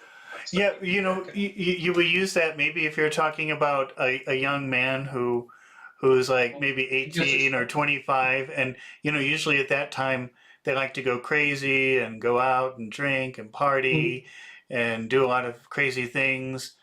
And so maybe his mother would say, when are you going to settle down? And it means, I mean, it does have the idea of like buy a home, get a wife, have a family, or something like that. Yeah. But it really means like calm down. Okay. So if you've got a child, I mean, if you've got a child who's 6 or 7 and acting all crazy, you may say, hey, settle down. Oh, yeah. Yeah, you'll hear teachers in class say that all the time to the children. Calm down, settle down. Yeah, it means like calm down. What about settle in? What do you think that could mean? Settle in means have everything is settle in, like you have everything and you're going to start your life, or everything is sorted out or something like that. It kind of means like become comfortable. Comfortable. Yeah. So, imagine, where do you live? I'm from Egypt. No, I know you're from Egypt, but where do you live? Do you live in Egypt now? No, I'm out now. I'm in Europe now. I live in Europe now. You live where? In Europe. York? Europe. Oh, in Europe. Okay, in a cold place or a warm place? Now it's very hot. Okay, but in the winter time, how is it in the winter time? Normally very cold. Okay. So in the winter time, if you're outside in the cold in the winter time, you may like almost panic, because it's so cold, and it's so nice when you go inside and it's warm and you get a blanket and maybe something hot to drink, and to settle in. that's settling in. Yeah. That Like, and then maybe your friend calls you, "Hey, Alex, let's go out to a restaurant." No, I just got settled in. What are you talking about? So you use that all the time, actually. Yeah. So maybe settle in is better. Like, so he, because imagine I don't know how long it takes to go by ship from India to England. I mean, imagine that must take over a month, and Yeah, at least, yeah. it's probably not comfortable. And even if you have a nice cabin, it's probably not very comfortable. So, you know, uh, once he finally gets home, he's going to have to adjust and find his comfort. He has to settle in. So I think it's a good word. I don't know. Okay, but I guess so. Here we don't have to pick which one we like. We can use all of them. So we've got conceal and settle in and return from, Return from. all in one idea. Okay, so let's move down, or let's move up to sort of an introductory expression. All right. I'm going to copy and paste this into Discord for you, That would be great. with Thanks. with including our sentence that we've built. Whoops. Here we go. Okay. Okay. What kind of how would you use at the beginning of the story? Let's hear how that sounds if you put that in the front. Okay. At the beginning of the story, when he returned from India and after he settled in, he concealed the secret from his sons. Okay. So at the beginning We of can use it. Go ahead. What? Sorry. So can just we make a change? What kind of change would you like to make? When he returned from India, okay, at the beginning, after he settled down, he concealed it. No, that's what that was going to be like crap. I think it's good at the beginning, at the first. Be okay. So you like it the first way? Okay, wait, let's see. At the beginning story. At the beginning of the story, when he returned from India, and after he'd settled in, he concealed the secret from his sons. Okay. Can you read that one more time? I just want to hear your accentuation of those words.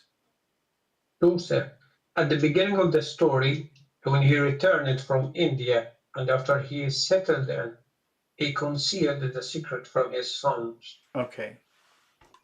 All right. How about upon returning to England? So that upon means like after in this case. It sort of means like after. How would that sound? Yeah, it's going to be at the beginning. Okay. Yeah, let's just hear you say it. Upon returning from England, after he settled in, he concealed the secret from his sons. Okay.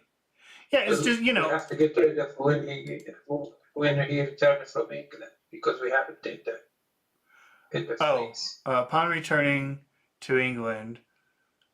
Oh yeah, that's true. We have to get rid of that. When he returned from upon returning to England, when he returned from India and after he'd settled in, and we don't really have to get rid of it. That's okay.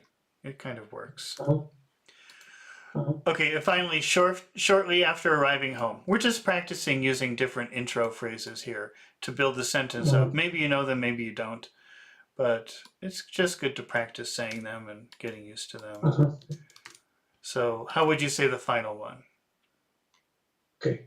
Shortly after arriving home from India, after he settled in, he concealed the secret from his sons. Okay, which one do you like? Which one do you think we should be using? I'll go for the second one.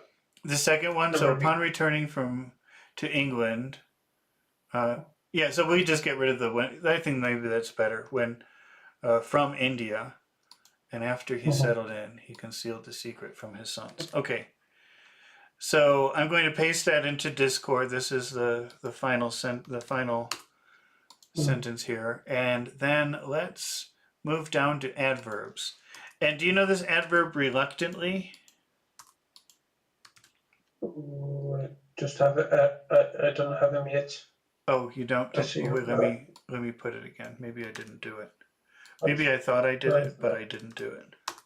Okay. Sorry for that. Yeah. Do you know Reluctantly. Do you know that word, reluctantly? I heard it a few times before. Just give me a second. Reluctantly means it's like straight away, or there's no there's no space or no line time, like something happened directly, something like that. When someone is reluctant, it means they don't want to do something. Okay. Yeah. And it's used reluctantly. Yeah. Yes. Yeah. So is there anything in this sentence, upon returning to England from India, and after he's returned to India. Yeah. And Concealed. Yeah, so maybe he wanted to tell his sons what about the treasure, but he couldn't. So we could say, how could we say that he concealed it, but he didn't want to conceal it? How would you say that? Okay. But when he returned from India, he concealed it, but he didn't want to. He concealed it. When he returned from India after he settled, he concealed. He reluctant the secret. We have to. We have to. He reluctantly concealed the secret. Yeah. He reluctantly concealed the secret.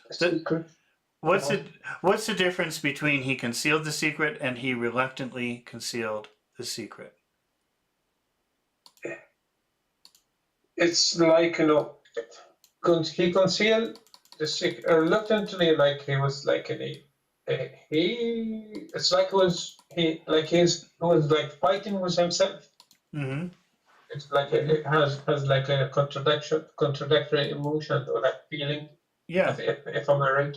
Yeah, he wanted to be honest, but he just couldn't. Yeah. So yeah. It makes it emotion, or makes it feeling. Could be something like that. Okay, and now reluctantly, that is an adverb, so you have to put a lot of emphasis on that word. He reluctantly concealed. He reluctantly concealed the secret. He reluctantly concealed it. Mm-hmm. From his sons. Yeah, from his sons. So they wanted me to read it all, read it out again? Yeah, go ahead, read the whole thing. Yeah. Upon returning from England, after he settled in, he reluctantly concealed the secret from his sons. Okay, I didn't really hear the word upon. Upon returning to England. Upon returning to England, okay, after he settled in, he reluctantly concealed the secret from his sons. Okay. What about letter B, uneasily? What does that mean, uneasily? If I going to translate it literally, like easy. Okay. Uneasily. Easily means something easily. Uneasily means hardly or not easy to. But I don't think that's. Alex, if I say I feel uneasy, what would you think that I meant? Oh, I feel so you're uneasy. not comfortable. Yeah. Do you know? So easy can sometimes mean comfortable. As a matter of fact, they those kind of chairs where you can recline back and then the footrest comes up. I mean, you can call that a recliner, but some people would call that an easy chair. But easy does not mean simple, or it's not the opposite of difficult here. It means comfortable. Easy chair, comfortable chair. What What uncomfortable thing did he do in this sentence? Just to conceal the secret. Okay, so again we've got conceal. So how would you say that? Oh, Let's use uneasily instead of reluctantly. but we have to stay concealed, or we have to uneasily concealed, or Yes. uneasily kept Kept what? the secret, or we have to go with Oh, concealed. I don't know. It's uneasily concealed. It's going to be like a normal collocation, like oh, it's not really a collocation. It's just that we chose that we had to use that verb conceal in the previous sentence, so we'll continue using it here. You could say he uneasily kept it a secret. It would be okay. No, no. What I meant with that is like it's not going to be like something owed to the people if they. I don't know. That's why I'm asking. Are they going to be okay together? Yeah. Or be like If it sounded weird, I would say, "Oh, that sounds weird. Let's not do that." okay. But it's okay Yeah, here. yeah. Please let me know. I'll tell you. Okay. I'll tell you if it's bad. He Okay. uneasily concealed the secret from his sons. Okay. Okay. Upon returning to Mhm. England, Mhm. okay, after he settled in, he uneasily concealed the secret from his sons. Okay. All right. So that means he was very uncomfortable about hiding it. He felt very uneasy about hiding it. Let's do one more. This one's easy. Mysteriously. Mysteriously. Mysteriously. The big sound is sti. Mysteriously. Mysteriously. How would you say that one? Mysteriously. We'll just put it in the same place. Mysteriously. Upon returning to England, after he settled in, he mysteriously concealed the secret from his sons. Okay, and which one do you like? Do you like reluctantly concealed, or uneasily concealed, or mysteriously concealed? I think mysteriously would be more suspicion. Okay, so you like mysteriously? Give it Okay. mysteriously. Okay. All right, so we'll move down to. I don't know if we can use letter A here. I'm going to copy these adjectives, but I'm not sure if we're going to be able to. If we're going to be able to make a sentence. Well, I mean, we might be able to make a new sentence with it, but let me copy the list to Discord for you. And do you see the first word? Are you familiar with that word? It's a pretty common word, actually. Affluent. Affluent. Affluent. Affluent. Have you ever seen that word before?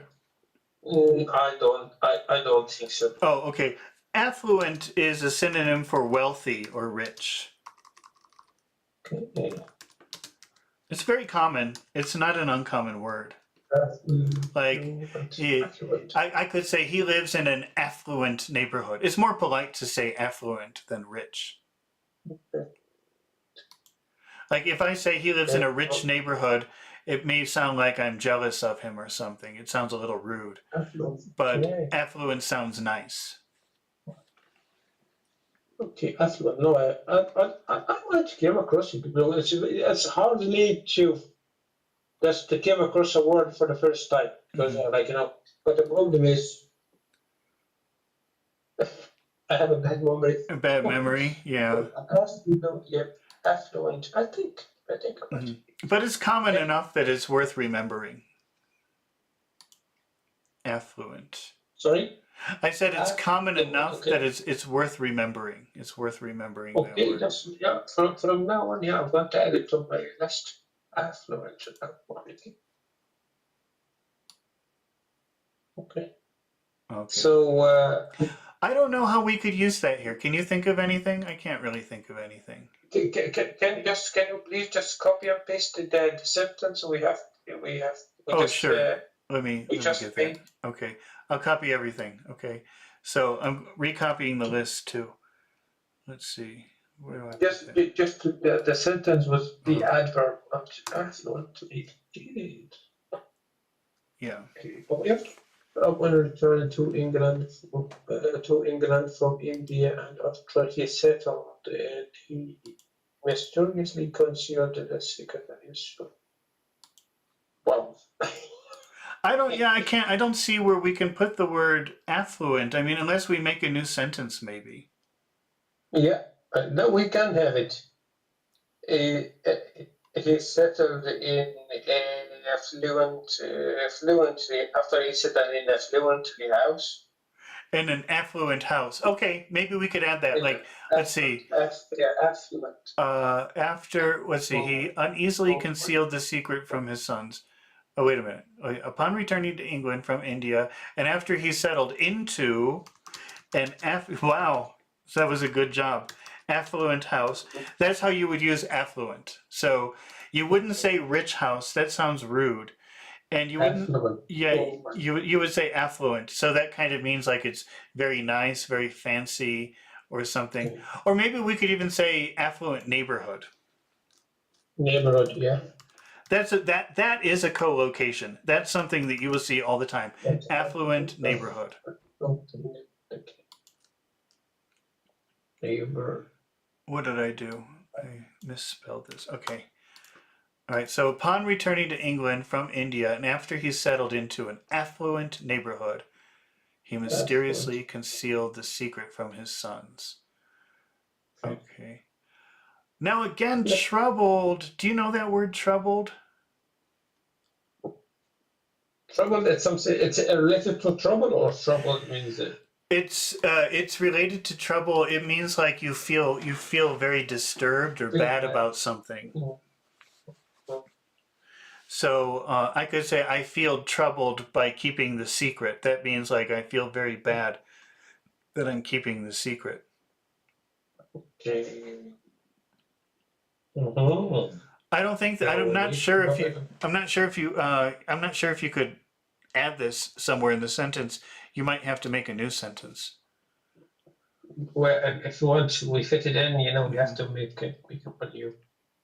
Oh, when returning to England from India and after he settled in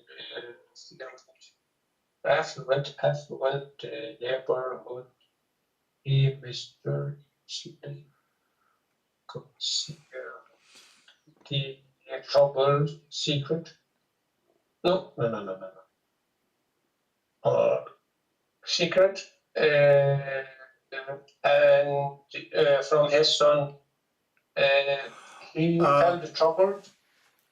Okay, what if we did this? What's the difference between troubled and troubling? Troubling, it's a noun. It could be a noun, but it can also be an adjective. So there are two adjective forms here. There's troubled and troubling. Do you know what the difference is? No, we don't. Okay, what if I give you an example? What if I say, let me see if I have to roll this up so we can see what we're doing here. I'll write two sentences. He felt troubled and he had a troubling secret. It's the kind of thing like I could say he was bored because the movie was boring. In both cases, these are both adjectives. Yeah. I got you. That was out of my mind. If the adjective ed, okay, that means the person he felt. It's like an experience. ing, the reason, the cause, what it caused the. Yeah, that's right. So the ed is like what happened, what was the effect, and the ing is the cause. The cause, the reason for that. Okay, so we could change troubling. We could change troubled to troubling. What if you did that? Troubling. Okay. Yeah. So on returning to England from India, and after he settled in affluent neighborhood, he mysteriously concealed the troubling secret from his. Yeah, we could put it there. Sons. Yeah. Yeah. That works. The troubling secret from his sons. Oh, Yeah. wow. Okay. I think when we might get together and just start writing books and novels. I think Well, we're going to do it. pretty soon, we're going to be experts at writing things. Okay. But now, I don't think that we could use secretive here. I think we should avoid that. We've already talked about the word. We're using secret all the time. Let's just skip that. So, No, we can't do anything with this yet. yeah, we'll just copy and paste all of this. I'll put this into Discord. Okay, thanks. And then I'll copy and paste it and put it where? Okay, above the relative clauses. Okay.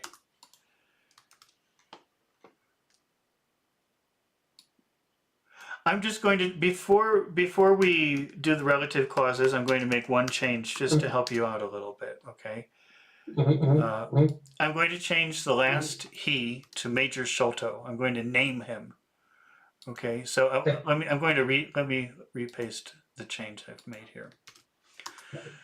So instead of saying he at the final part, I'm going to change that to Major Sholto. Major Sholto. Okay. Yeah.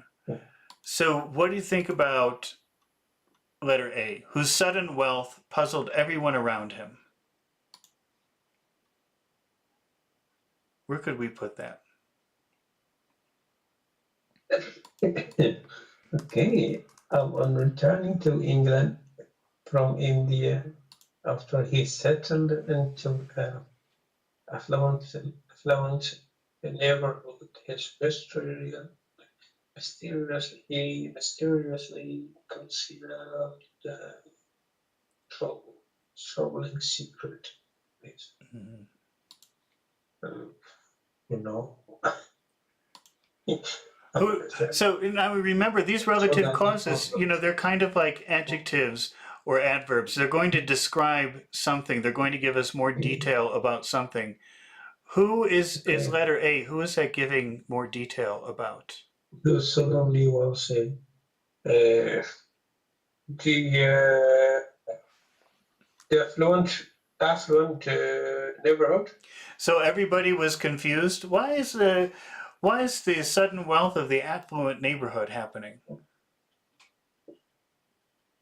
Does that make sense? When you if you visit an affluent neighborhood, do you ask, I don't understand why all of the houses are so nice here? Do you ask? I would do it. You would? Yeah, I would do it. I would ask. Definitely, yes. But you have the answer. I mean, it's because the people have a lot of money. That's why. I mean, you wouldn't wonder why the houses were so nice. You would know. You wonder where the people get the money from, but you're not surprised. You're not surprised to see nice houses, are you? No, but I would wonder about how they became very affluent. Yeah, I mean but you're not asking. Then you're not asking about the neighborhood. You're asking about the people who live in the neighborhood. How did they get that money? So it doesn't really fit here because here we've got neighborhood, not people. Does that make sense? Yes, it does. But is there anybody mentioned in these sentences who you think, where did they get all of that money? Oh, Major Sholto. Yeah. Sholto, yeah. Major Sholto. Yeah. Major Sholto. So where would you put that? Where would be the best place to put that? Okay. Major Sholto, who is suddenly bosom. Just okay. It's going to be before mysteriously concealed. No. Okay. Between, yeah, it'll be between Major Sholto and mysteriously concealed. Here, I'll put it up here. It's getting, we're getting very long. This is getting very long. Okay, let's see how this sounds. I'm going to read it one time. Major Sholto, whose sudden wealth puzzled everyone around him, mysteriously concealed the troubling secret from his friends. I'll copy and paste that Mm-hmm. into the Discord. It works. It does work. Surprisingly. Let's see. Can you read the whole thing? Okay. Upon returning to England from India, after he settled into affluent neighborhood, Major Charlotte Sholto.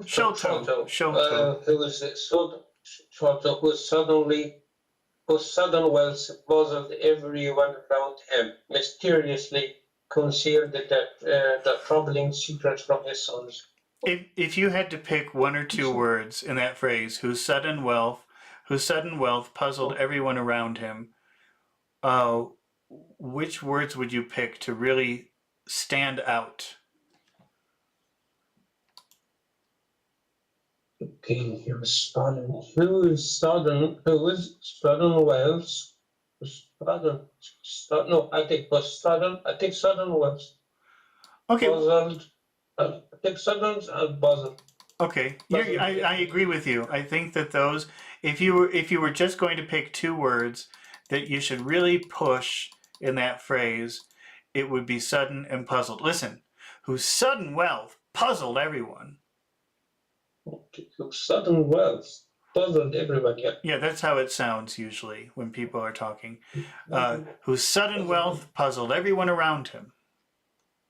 Okay. Whose sudden wealth puzzled everyone around him. Okay. What about letter B, to who refused to reveal the source of his fortune? Do we have to take down anything, or just we can just try to fit it in? If you get what I mean. What do you want to do? Let's see. Whatever you want to do. It's your sentence. Okay, so can you just copy the Oh, sure. number here? Yeah. Put it down. Sorry. It's getting complicated. We just did one frame, but we've already written a whole paragraph about one frame, I think. When returning to England from India. You know, I wish when you said upon that you would pronounce that a little bit more clearly. Upon returning to England. Upon returning to England Mm-hmm. India after he started India. Did you post the? I did.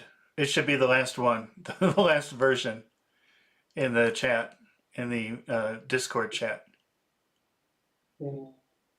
Nothing come it.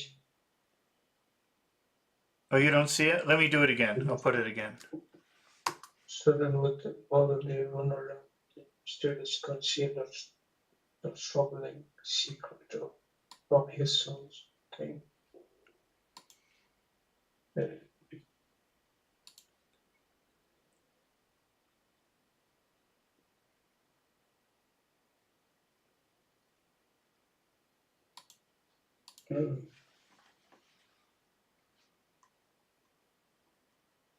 Do you see what we're doing, or are you confused? It's getting pretty big. It doesn't show. It doesn't show. It's not showing in Discord? No.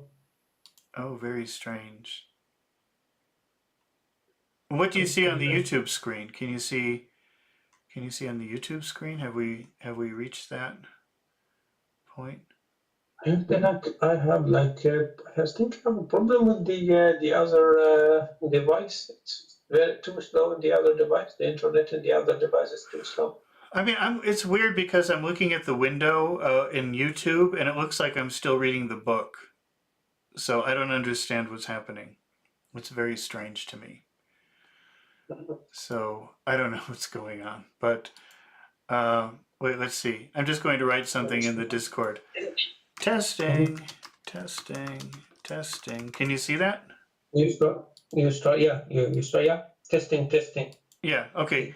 But so I mean, this is the new sentence underneath testing, testing, testing. Okay.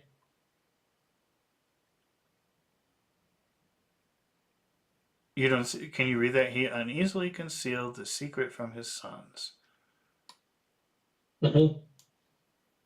Okay. How would you put that? I'm going to put letter B. I'm going to put letter B here. Who refused to reveal the source of his fortune. Mm-hmm. Where would you put that inside the sentence? Upon returning to England from India, and after he settled in flat nearby Meadow Sholto, we struggle over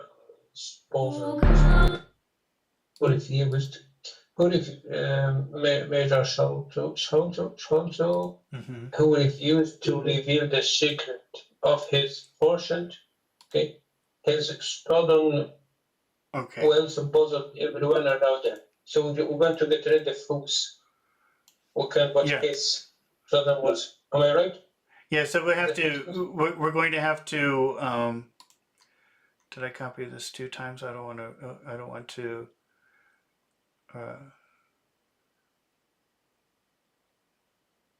whose sudden wealth puzzled everyone around him. So now we're going to change that to who refused to reveal the source of his fortune. All right, I'm going to copy and paste that, okay? But okay.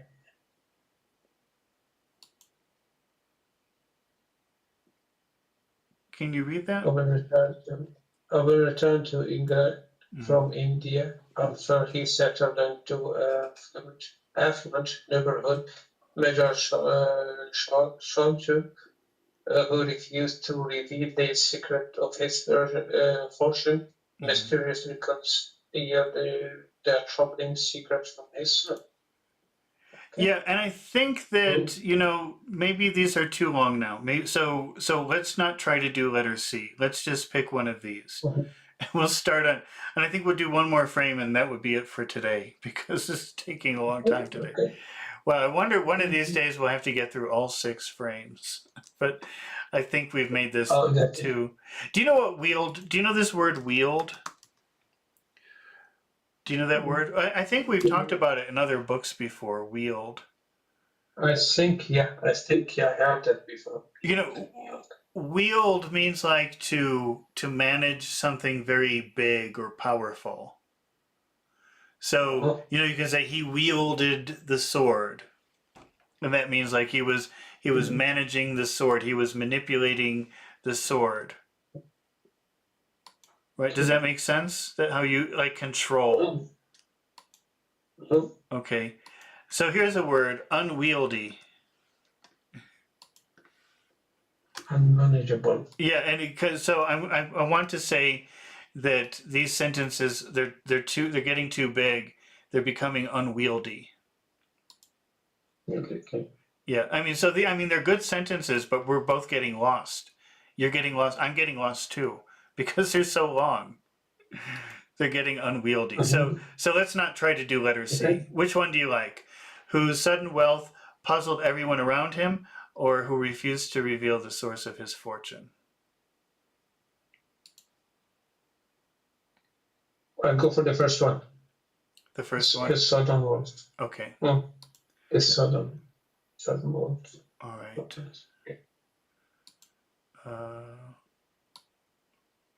Where is that? Whose sudden what? See, I mean, I can't even find it. I just keep looking at the wrong one. Yeah. Okay. All right. So I'll copy that. I'm going to also, I'll put that in Discord also. I don't know if we'll find it again, but I'll put it. Okay. So now let's move on to frame 2. And first I have to, I forgot to do this earlier. I thought I did it, and I didn't do it. I have to add the document. Okay, no problem. Let's see. His sudden wealth wasn't in one of Okay, so if we're looking at picture number 2, frame 2, let's just review what is happening in frame 2.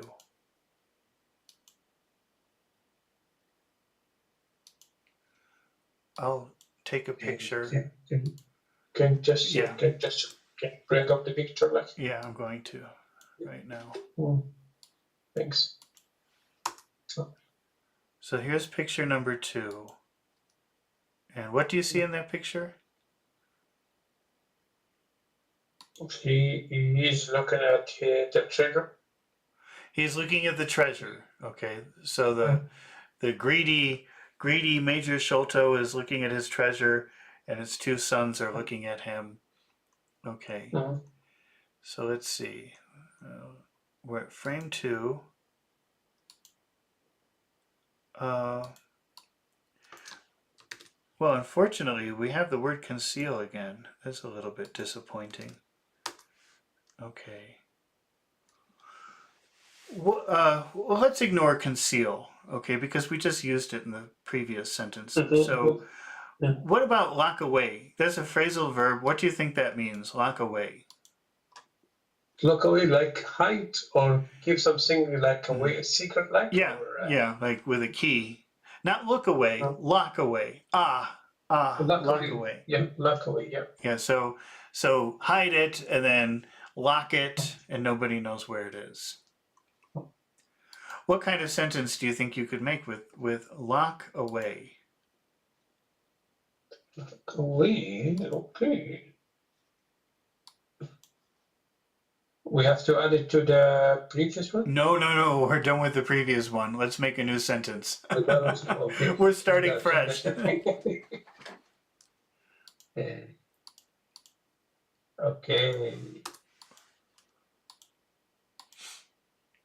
He locked away treasure.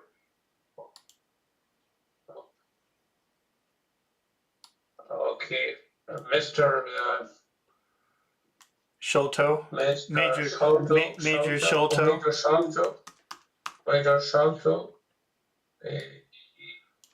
Locked away. Okay, locked away. The treasure. Locked away the treasure. Yeah, from his sons. Okay. Is that going to work? Let's see. Does that sound right? Let's see. Major Sholto locked away the treasure.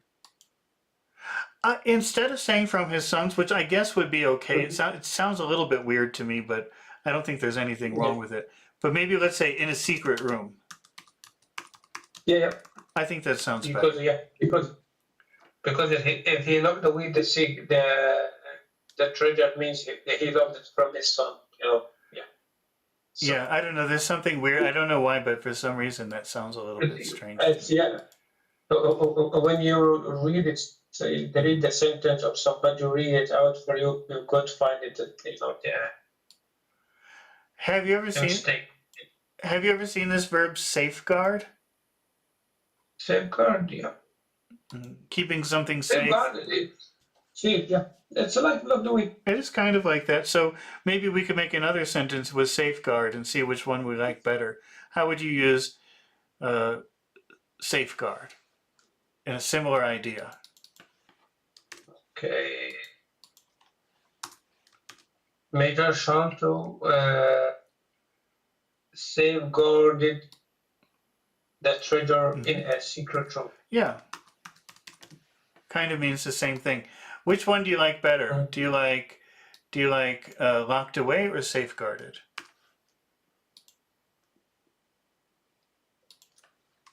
I like locked away. It's going to be more. Yeah.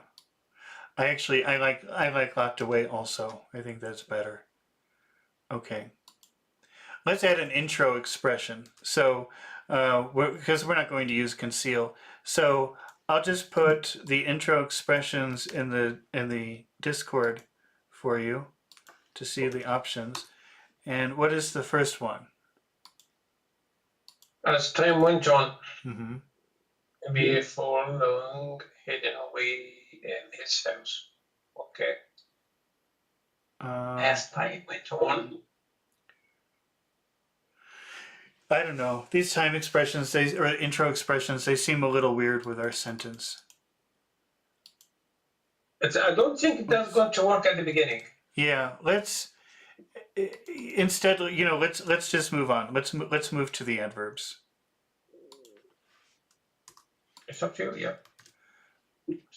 So, because I just don't see how they're going to fit. We'll have to create new sentences, and then they'll become unwieldy again, and then we'll get lost, or I'll get lost. At least I will. I don't know about you, but No, I'll get lost.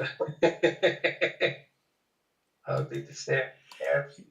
So let's think about the adverbs. We've got carefully. That's pretty easy. Where should we put carefully?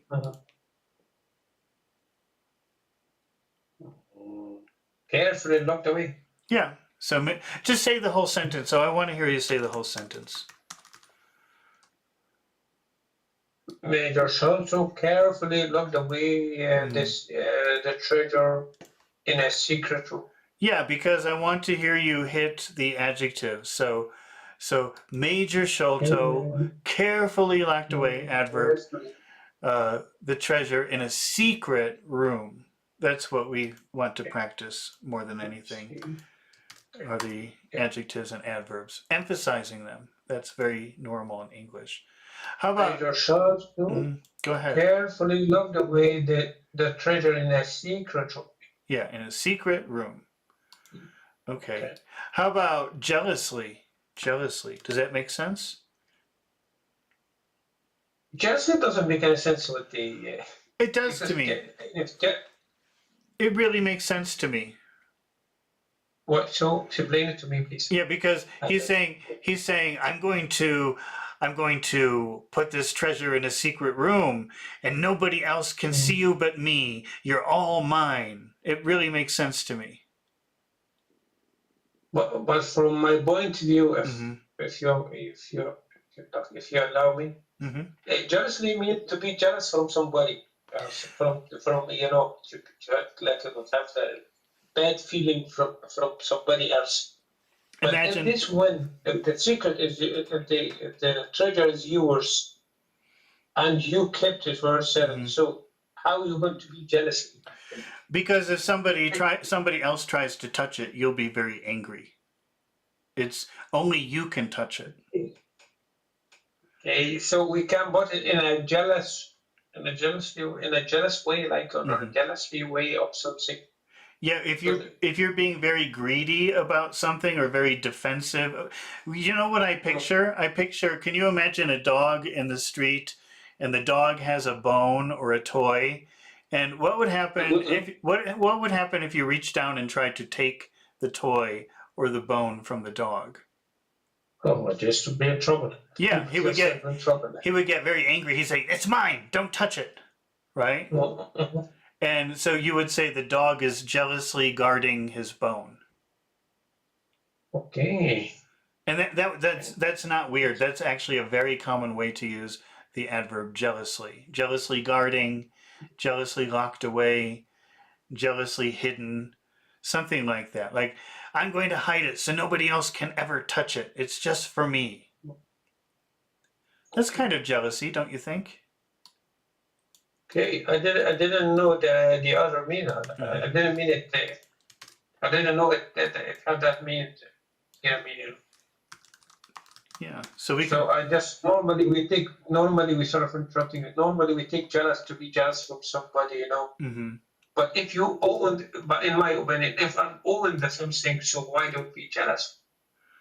Because I mean, if you think about like, if you're like, imagine you have a relationship and you're a very jealous person, and when other people talk to your partner, you think, don't talk to them.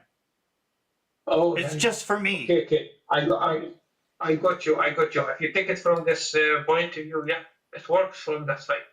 So yeah. Yeah, so it can be anything. It can be anything that you don't want anybody else to touch. Something that you really protect. It's only for you. Okay. And you panic if somebody comes near. Okay, so how would you read that sentence with jealously? I'll paste it in the Discord. Okay. Major Sholto jealously locked away the treasure in a secret room. Yeah. Okay. Jealously. Okay. But so jealously, that's an adverb. You've got to hit it really hard. Jealously. So Major Sholto jealously locked away the treasure in a secret room. Major Sholto jealously locked away the treasure in a secret room. Okay. I don't think that we'll use secretly. We've already got the word secret, so let's not waste any time with that. Secretly. Secretly secret. Let's leave that alone. All right, so which one do you think is better, jealously or carefully? I'll go for jealously because I didn't know that. Yeah, that's. You mean it's jealousy? I think now if you watch a movie or a TV show or read a book or something, you're going to notice that because it's not uncommon to use jealously as an adverb like that. And you'll say, oh, okay, I recognize that. Okay. So let's move on to adjectives. I'm just going to paste what we have so far into the Discord chat so you can see the adjectives and the sentence that we're working with. Hidden. Extravagant. I think those are all pretty easy. Where would you put the word priceless? Jealously, the priceless treasure. Yeah, okay. But now let's hear you say the whole phrase, hitting the adverbs and the adjectives to make us really hear them. Okay. Major Sholto jealously locked away the priceless treasure in a secret room. Yeah, and that's a rhythm that you want to develop, making those big, important words heard. So Major Sholto jealously locked away the priceless treasure in the secret room. Okay. What about hidden? Maybe we have to change one word for another with hidden. Okay. We get the hidden is in a hidden room. Yeah, I think that instead of secret room, we could probably say hidden room instead. That makes kind of sense. Okay. Can you say the whole sentence? I just want to hear you hit the special words. Okay. Major Sholto jealously locked away the treasure in a hidden room. Okay. In a hidden room. In a hidden room. Okay. How about extravagant? Extravagant treasure. Okay. Extravagant treasure. Okay. It's an adjective. Major Sholto jealously locked away the extravagant treasure in a hidden room.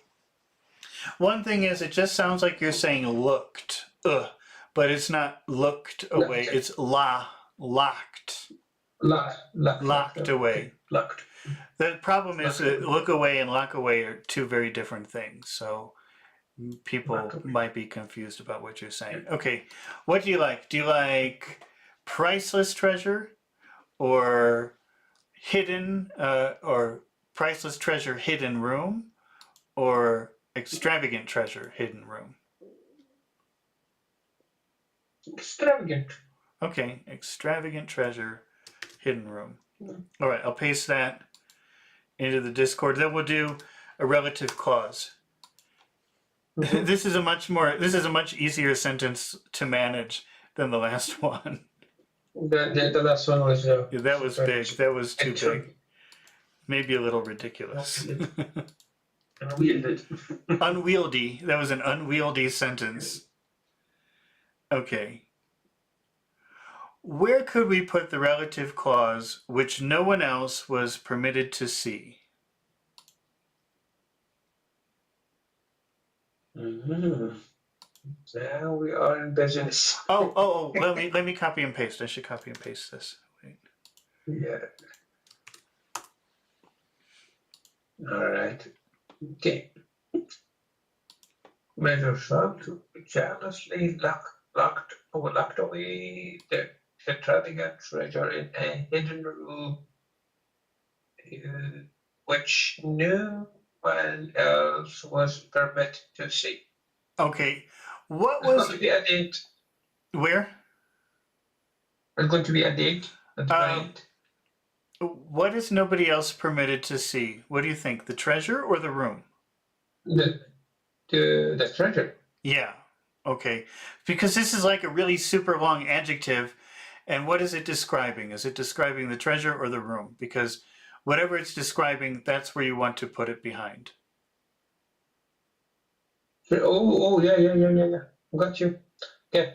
So Mother Sholto jealously locked away the extravagant treasure which no one else was permitted to see in a hidden room. Okay. Yep. Yeah, like that.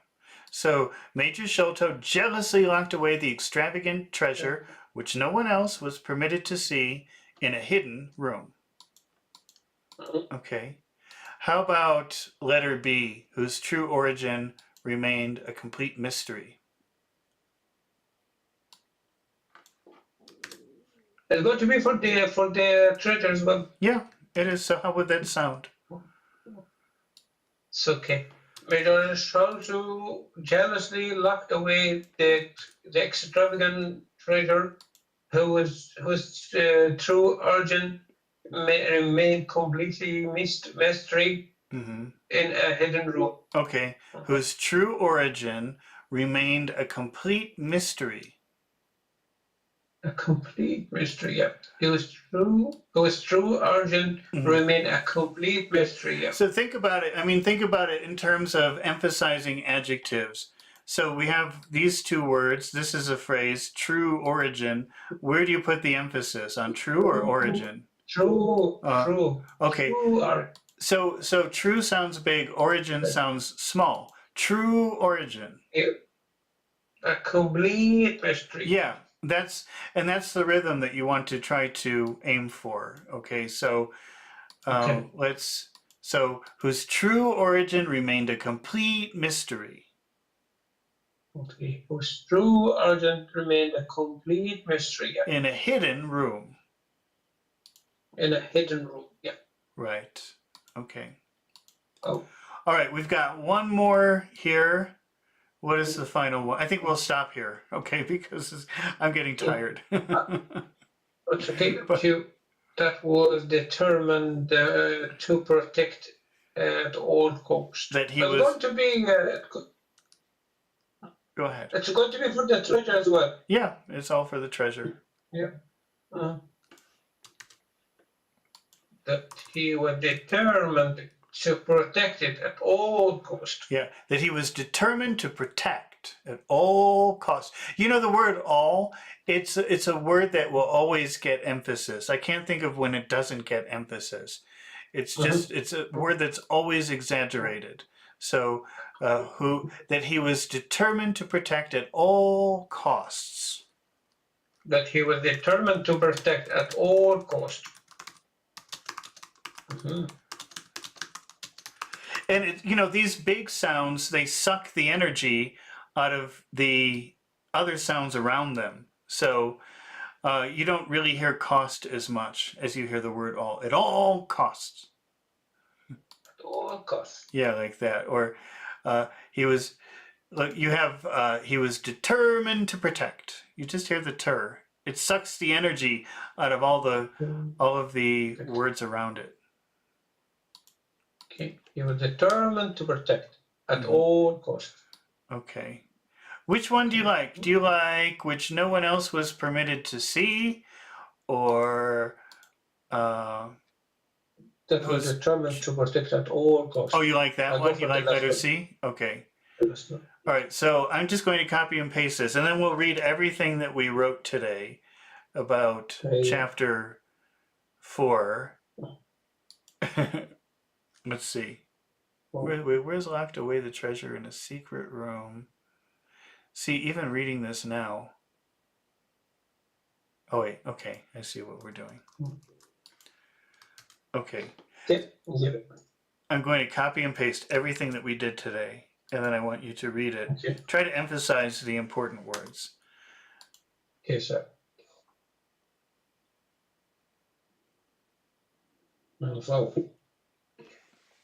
Okay, I've got it here. Upon returning to England Okay, from but you know, India, I just wish that you would. Oh wait, where's the upon? Oh, upon returning from. upon, Okay, yeah. So I upon just yeah. returning, So we're starting with upon. Okay, but I just want to hear that word upon louder, bigger.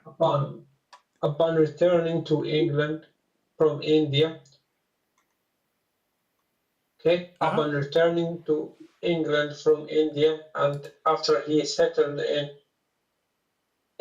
an affluent, still can't pronounce affluent, Affluent, affluent, affluent, uh, affluent. affluent, okay, affluent.